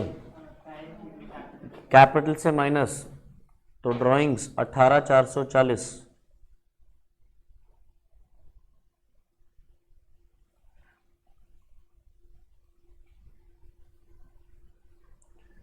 आगे कैरेज इनवर्ड्स 11,830, कहां डालूं? ट्रेडिंग 11,830, ट्रेडिंग में डाल दो।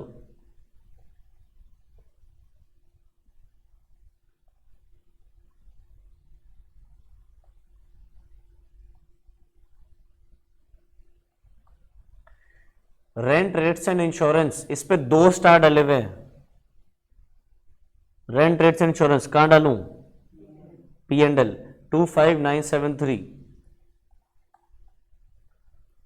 तो रेंट रेट्स इंश्योरेंस,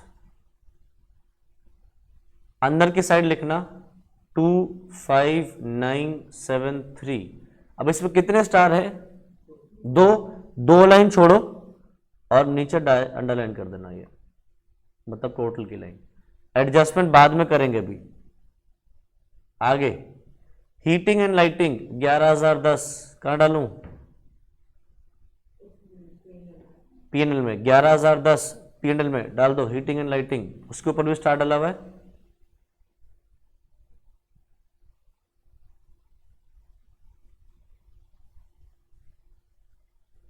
$11,010, एक स्टार डाला हुआ है, एक लाइन छोड़ी और टोटल की लाइन डाल दी। आगे पोस्टेज 2410, पीएनएल पोस्टेज डायरेक्टली डाल दो, डेबिट साइड 2410।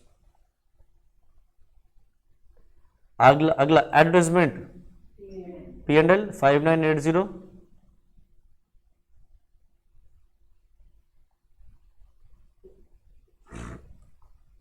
अगला सैलरीज एंड वेजेस दोनों आ गए पीएनएल, क्योंकि सैलरीज का पोर्शन ज्यादा होगा 38,521।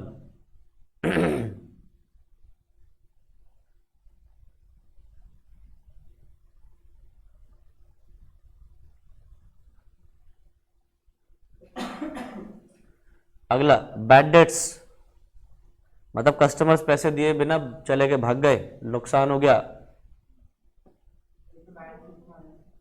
नालायक, पी एंड एल नुकसान है, ये गुड्स बन जाने के बाद जब बिकते हैं उसके बाद होता है, इनडायरेक्ट एक्सपेंस है। तो बैड डेट्स 2008।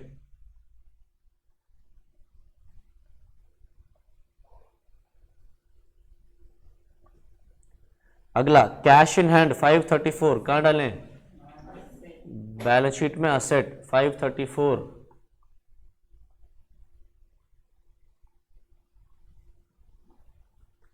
अगला आइटम बैंक आ रहा है, बैंक भी असेट है, बैंक बैलेंस वो कितना है? 4440।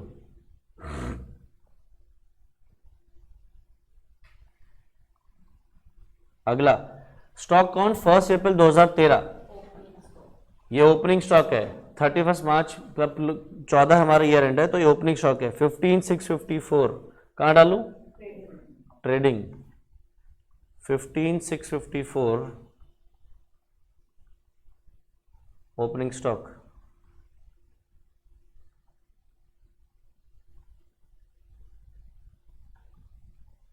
अगला डेटर्स 24500 स्टार डाला हुआ उसके ऊपर, डेटर्स असेट बैलेंस शीट 24500, तो डेटर्स इनर कॉलम में लिख देना और उस पर एक स्टार डाला, एक लाइन छोड़ दो, आगे। Next fixtures and fittings at cost 102,990 asset है, और नीचे देखो provision for depreciation on fixtures भी आ रहा है, तो अभी इनर कॉलम में लिखना फिक्चर एंड फिटिंग्स 102,990 102,990 फर्नीचर।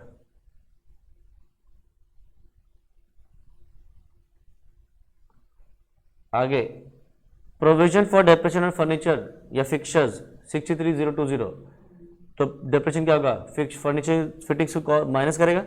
याद करो हमने चैप्टर पढ़ लिया है डेप्रिसिएशन, डेप्रिसिएशन में हमने सीख लिया था कि एक असेट अकाउंट बनता है, एक उसका प्रोविजन फॉर डेप्रिसिएशन, जिसको हमने सीखा था रोटी सब्जी तवा, याद कर आ रहा है ना?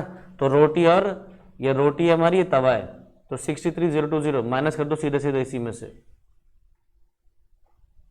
Minus provision for depreciation 63,020। कुछ बच्चे कहेंगे कि सर ये तो डेप्रिसिएशन है, प्रॉफिट लॉस में डालो। नहीं, डेप्रिसिएशन जो प्रॉफिट लॉस में जाता है वो सिर्फ और सिर्फ करंट ईयर का होता है। प्रोविजन फॉर डेप्रिसिएशन में याद करो पिछले 3-4 सालों का डेप्रिसिएशन एक साथ ऐड होकर आ रहा होता है, तो वो नहीं जाता है। ये कितना आ रहा है माइनस करके बताना एक बार? 970 तो ये हो गया, 9 ये हो गया, 99970 आ रहा है क्या? अच्छा 39970, ओके। नेक्स्ट डेप्रिसिएशन, ये जो डेप्रिसिएशन है ये करंट ईयर का है, ठीक है, तो ये जाएगा पिन में 12,074।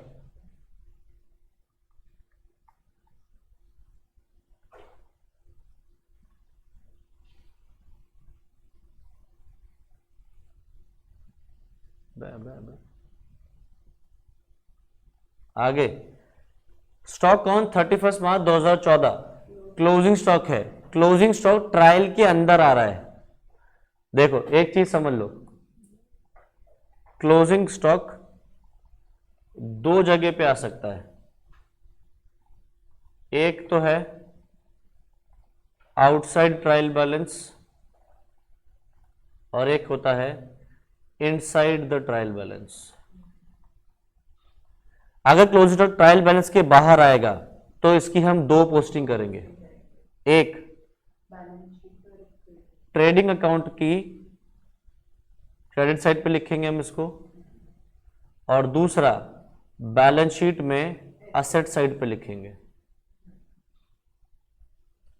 और अगर ट्रायल बैलेंस के अंदर है तो हम इसकी सिंगल पोस्टिंग करें, क्योंकि ट्रायल के अंदर की आइटम सिंगल पोस्टिंग होनी है। कहां डालेंगे इसको हम? बैलेंस शीट की असेट साइड पे। नोट कर लो ट्रीटमेंट।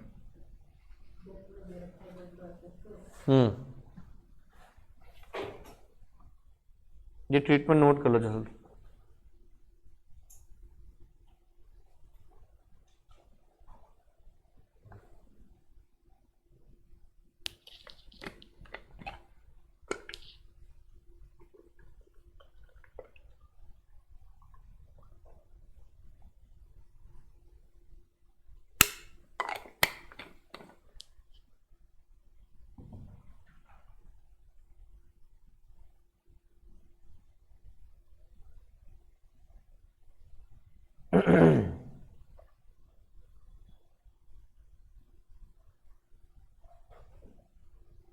ठीक है, तो 17,750 ट्रायल के अंदर है, तो ये सीधा सीधा सिर्फ जाएगा बैलेंस शीट में एसेट साइड। 17,750 एसेट साइड पे दिखा दो स्टॉक के नाम से।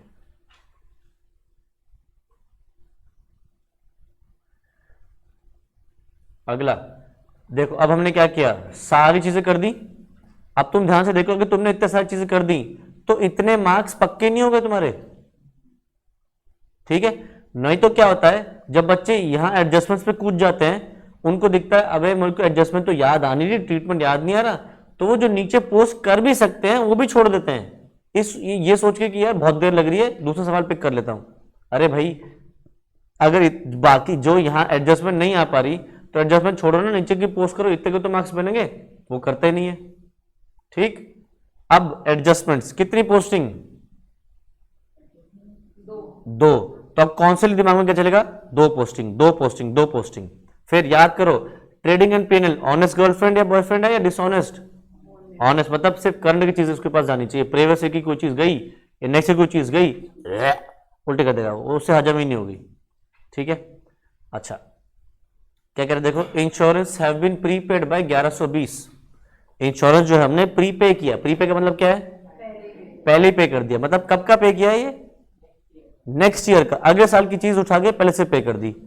तो ये इंश्योरेंस 1120 क्या इसमें जुड़ा हुआ है, जो यहां इंश्योरेंस है, और ये तो अगले साल की चीज हजम ही नहीं कर पाएगा, क्या करेगा, बाहर फेंक देगा, उल्टी कर देगा। तो माइनस करो प्रीपेड इंश्योरेंस 1120। अब एडजस्टमेंट है, तो एडजस्टमेंट है ये, तो एक और पोस्टिंग होगी, कहां डालू, प्रीपेड इंश्योरेंस असेट, क्योंकि इसका फायदा फ्यूचर में मिलेगा, तो बैलेंस शीट में लेके जाओ और असेट के तौर पे लिख दो प्रीपेड इंश्योरेंस।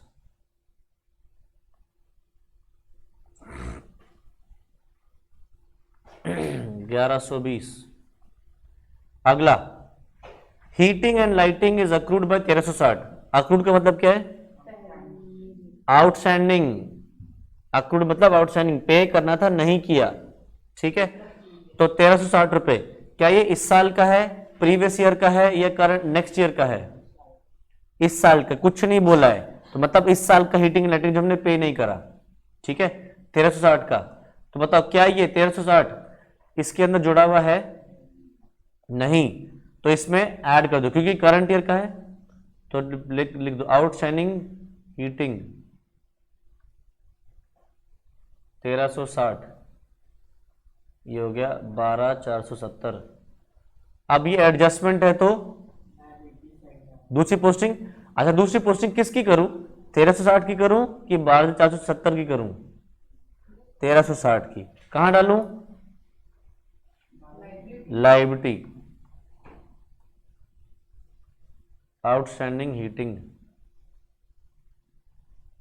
1360। अगला, rates have been prepaid by 5435।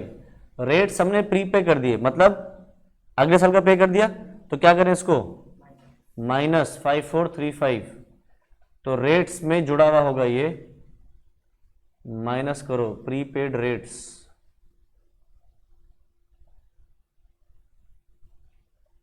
5435, और एडजस्टमेंट है दूसरी पोस्टिंग असेट, क्योंकि फ्यूचर में फायदा मिलेगा इससे, तो प्रीपेड रेट्स।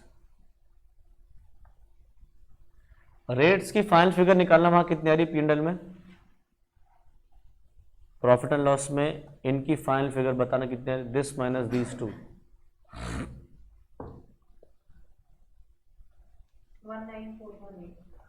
19418। ओके जी, ये 3 एडजस्टमेंट्स तो हो गई हमारी। लास्ट एडजस्टमेंट आ रही है हमारी प्रोविजन फॉर बैड डेट्स की। ठीक है, चलो जी, अब इस एडजस्टमेंट को हमने करना है, और याद करो इसी एडजस्टमेंट को मैंने पीछे ऊपर ये भी किया हुआ था, स्टार लगा रखा था। ठीक है, तो अब समझो,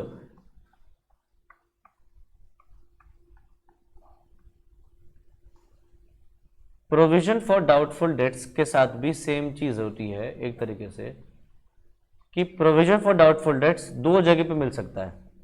एक,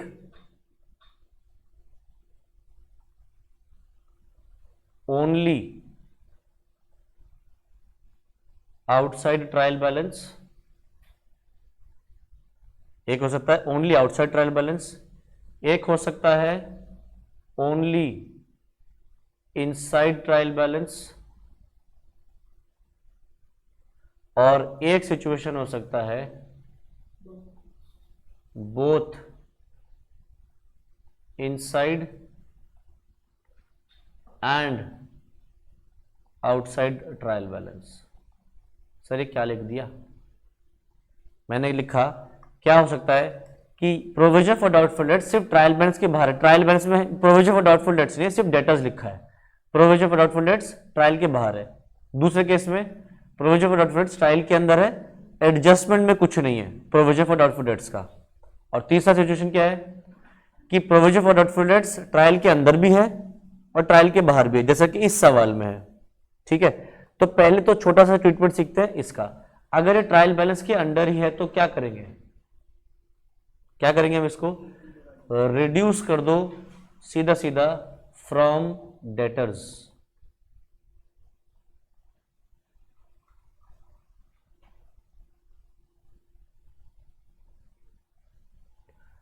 अगर तो सिर्फ और सिर्फ ट्रायल बैलेंस के अंदर है, बाहर नहीं है, तो सिंपली डेटर्स में जाना और डेटर्स में माइनस कर देना।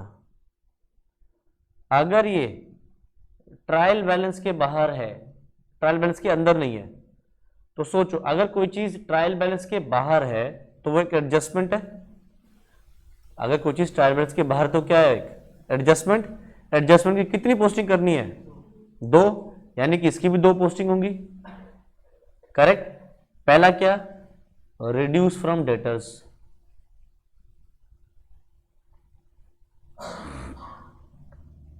और दूसरा क्या, शो एज एक्सपेंस इन P&L।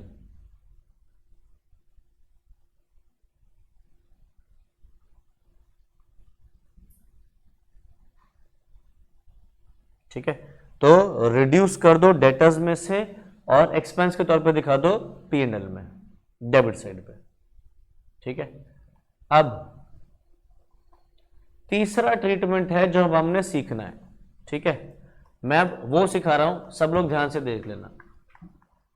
अब बस सामान्य पे ध्यान दो, लिखने वाला बाद में करते रहेंगे। तो प्रोविजन फॉर डाउटफुल डेट्स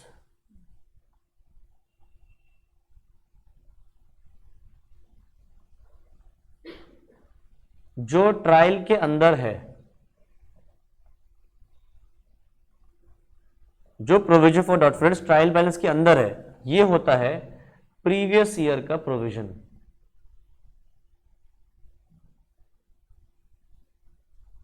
ठीक है, और जो ट्रायल बैलेंस के बाहर होता है वो होता है हमारा करंट ईयर का प्रोविजन।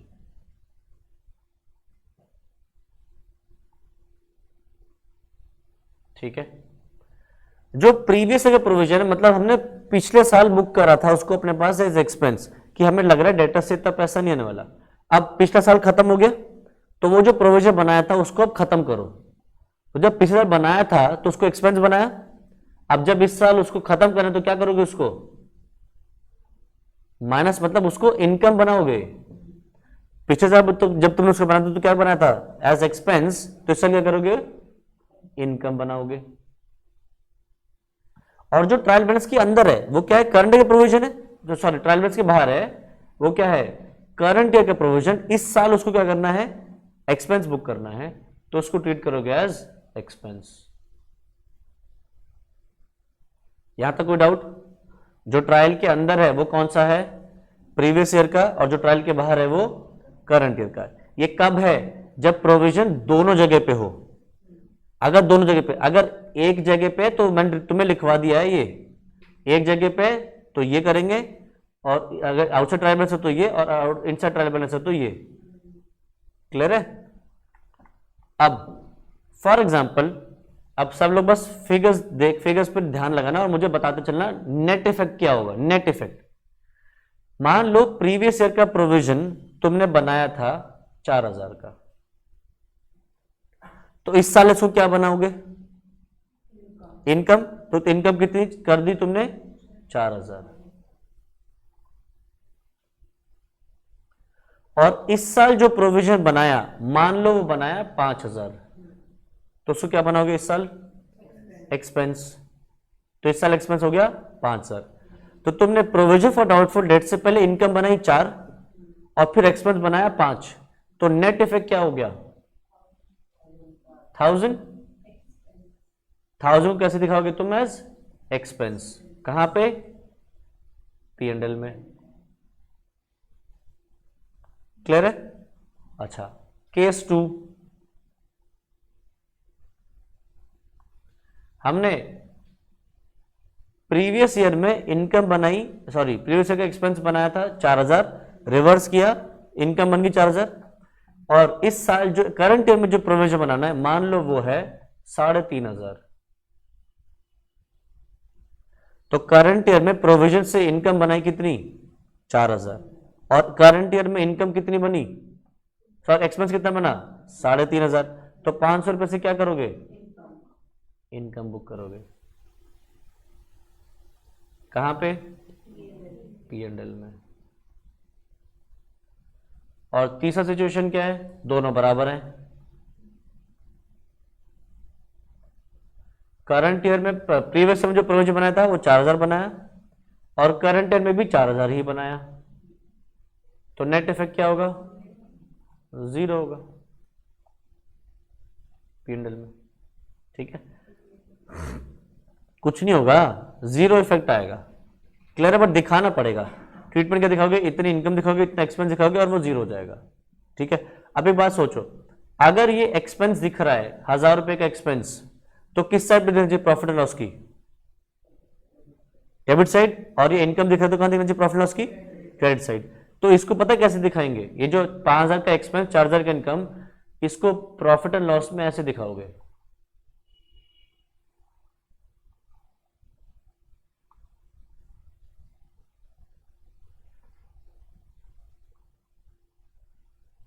प्रोविजन फॉर DD, इसमें लिखोगे न्यू प्रोविजन, शॉर्ट में लिख रहा हूं 5000, माइनस ओल्ड प्रोविजन 4000, तो बाहर लिख दोगे 1000 रुपए का एक्सपेंस, क्योंकि 1000 रुपए एक्सपेंस बन रहा है ना। तो पोस्टिंग तो सभी की दिखानी है, इन दोनों की पोस्टिंग दिखानी है, तो इसलिए इनको इस तरीके से दिखाया। अब अगर दूसरा सिचुएशन है तो 4000 रुपए की इनकम बन रही है, 3500 का एक्सपेंस बन रहा है, तो नेट इफेक्ट क्या कर, 500 इनकम बन रही है, इनकम कहां दिखनी चाहिए, डेबिट साइड की क्रेडिट साइड, क्रेडिट साइड। तो क्या करोगे, ये काम यहां लिखोगे, क्या करोगे, प्रोविजन फॉर डाउटफुल डेट्स। अब इसमें तुम पहले यहां क्या करोगे, प्रीवियस ईयर का यानी कि ओल्ड प्रोविजन लिखोगे, क्योंकि तभी तो इनकम बनेगी, नहीं तो नेगेटिव दिखने लगेगा। अगर यही लिख दिया ना तो नेगेटिव हो जाएगा। तो क्या करोगे, ओल्ड प्रोविजन कितना था, 4000 था ना, हाँ, माइनस न्यू प्रोविजन कितना, 3.5, तो 500 रुपए बाहर दिखाओगे। और तीसरा केस क्या था, 0 इफेक्ट, कुछ नहीं था, तो उसको भी कैसे दिखाओगे, ऐसे ही, उसको ऐसे दिखाओगे कि new provision 4000, old provision 4000, net effect 0। क्या सर इसको स्किप कर सकते हैं कि 0 हो रहा है, नहीं, दिखानी पड़ेगी। क्यों सर जब जीरो आ रहा है? क्योंकि ये ओल्ड प्रोविजन ट्रायल के अंदर होगा। ओल्ड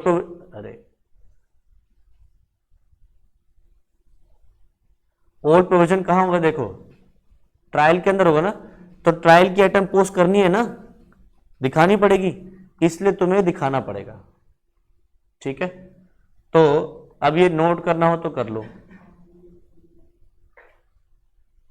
ये कब है? ये इसका आंसर है ये।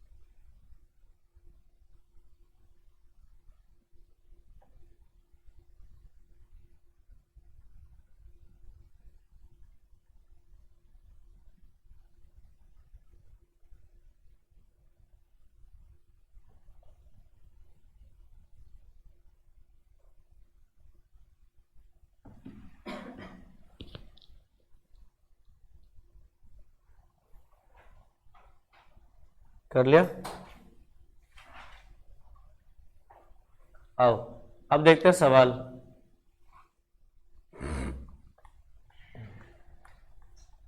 इस सवाल में देखो,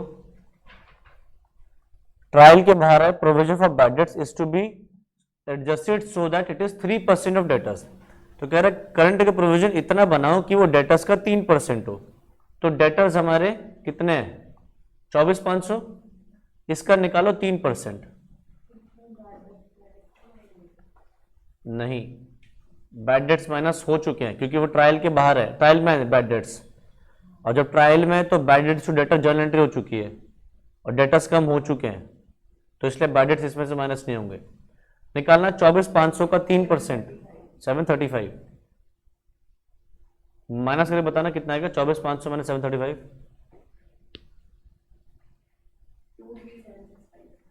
23,765। तो जो देखो हमने क्या डिस्कस किया था कि जो ट्रायल के बाहर होता है वो कौन सा होता है? करंट ईयर का या प्रीवियस ईयर का? जो ट्रायल के बाहर है वो करंट ईयर का है। तो करंट ईयर में प्रोविजन बनाना चाहिए इतना। तो ये जो प्रोविजन बनेगा एक्सपेंस बनेगा कि इनकम? ये जो 735 बना रहे हो करंट ईयर का, ये क्या बनेगा? ये एक्सपेंस बनेगा। तो अब इसको लिखते हैं, मैं यहाँ पे ऐसी केस स्टडी जो बना रखी है इसमें लिखते हैं, देखते हैं। तो करंट ईयर में एक्सपेंस बन रहा है 765 और देखते हैं प्रीवियस ईयर में जो था वो कितना था। प्रीवियस ईयर का ये देखो, ये रहा 512। तो 512 तुम करंट ईयर में इनकम बनाओगे, तो नेट इफेक्ट क्या बनना चाहिए? 223 का एक्सपेंस बनना चाहिए, करेक्ट। अभी एक्सपेंस हम दिखाएंगे कैसे? प्रॉफिट लॉस की डेबिट साइड पे आओ और यहां लिखो प्रोविजन फॉर डीडी, शॉर्ट में लिख रहा हूं मैं डीडी। नीचे दिखाओ न्यू प्रोविजन, इनर कॉलम में लिखो 735 माइनस ओल्ड प्रोविजन,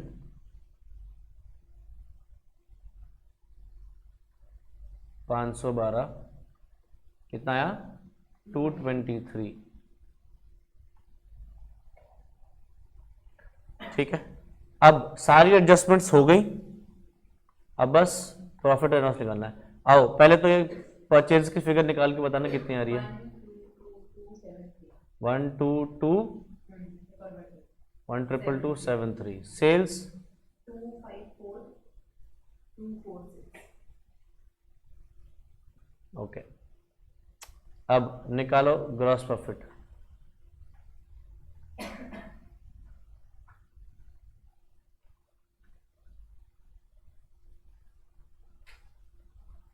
अच्छा, क्लोज स्टॉक तो नहीं लिखना ना? हाँ, क्लोज स्टॉक तो ट्रायल के अंदर था, ठीक है। 104489 ये ग्रॉस प्रॉफिट आ रहा है। ये देखो हमारा ग्रॉस प्रॉफिट मैच हो रहा है। ग्रॉस प्रॉफिट नीचे डालो।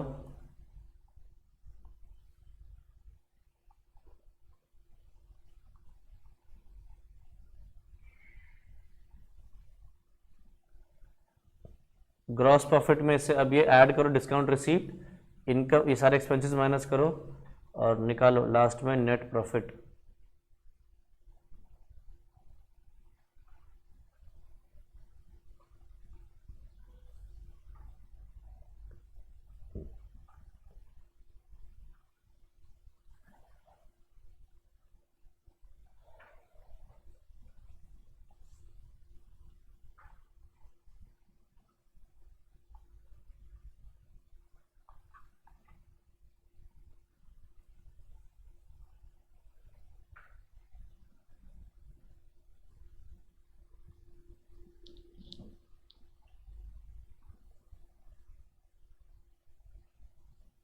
कहाँ है अक्षय तेरा कैलेंडर?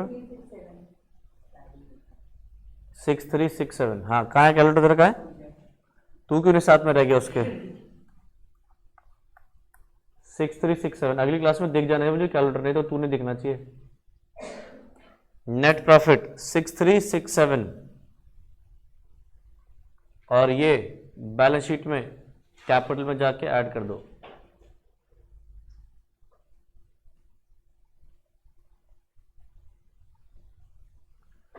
ऐड करो कैपिटल, बाहर कितनी आ रही है देखो।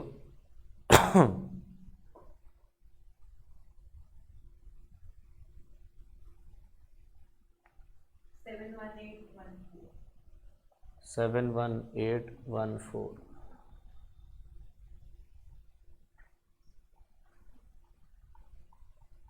निकालो जरा, बैलेंस शीट चेक करो मैच हो रही है क्या।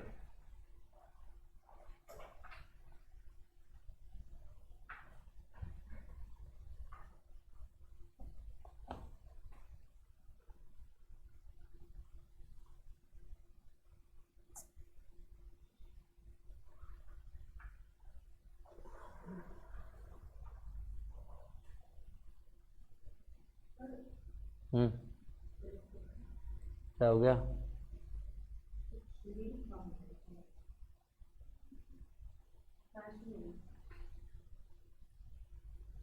निकाला नेट प्रॉफिट, ठीक है।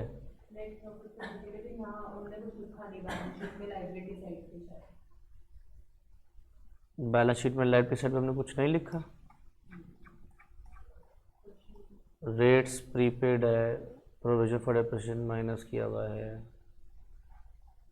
इसमें दे रखा है बैलेंस शीट का टोटल क्या आ रहा है? क्या आ रहा है? बैलेंस शीट का टोटल है 93014। तो लायबिलिटी साइड का सही है, एसेट साइड का नहीं। एसेट साइड का भी सही आ रहा है। सही आ रहा है ना? 93014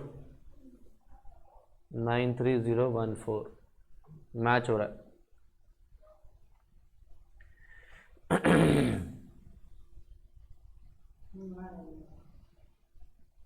ठीक है, तो यहां से हमारी बैलेंस शीट मैच होगी। अब देख रहे हो एक बार में मैच हुई है। मैंने कुछ नहीं, सिंपल रूल्स फॉलो करे हैं। पहले सारे ट्रायल बैलेंस की आइटम्स एक बार और सारी एडजस्टमेंट्स दो बार। ऑटोमेटिकली कुछ नहीं, मुझे कौन सा आंसर रटे हुए थे, एक बार में मैच हो गई। यही एग्जाम में फॉलो करो, टाइम भी बचेगा और आंसर भी सही आएगा। ठीक है, तो आज इतना ही करते हैं। ठीक है, इसके आगे नेक्स्ट क्लास में कंटिन्यू करेंगे। Thank you so much, bye bye.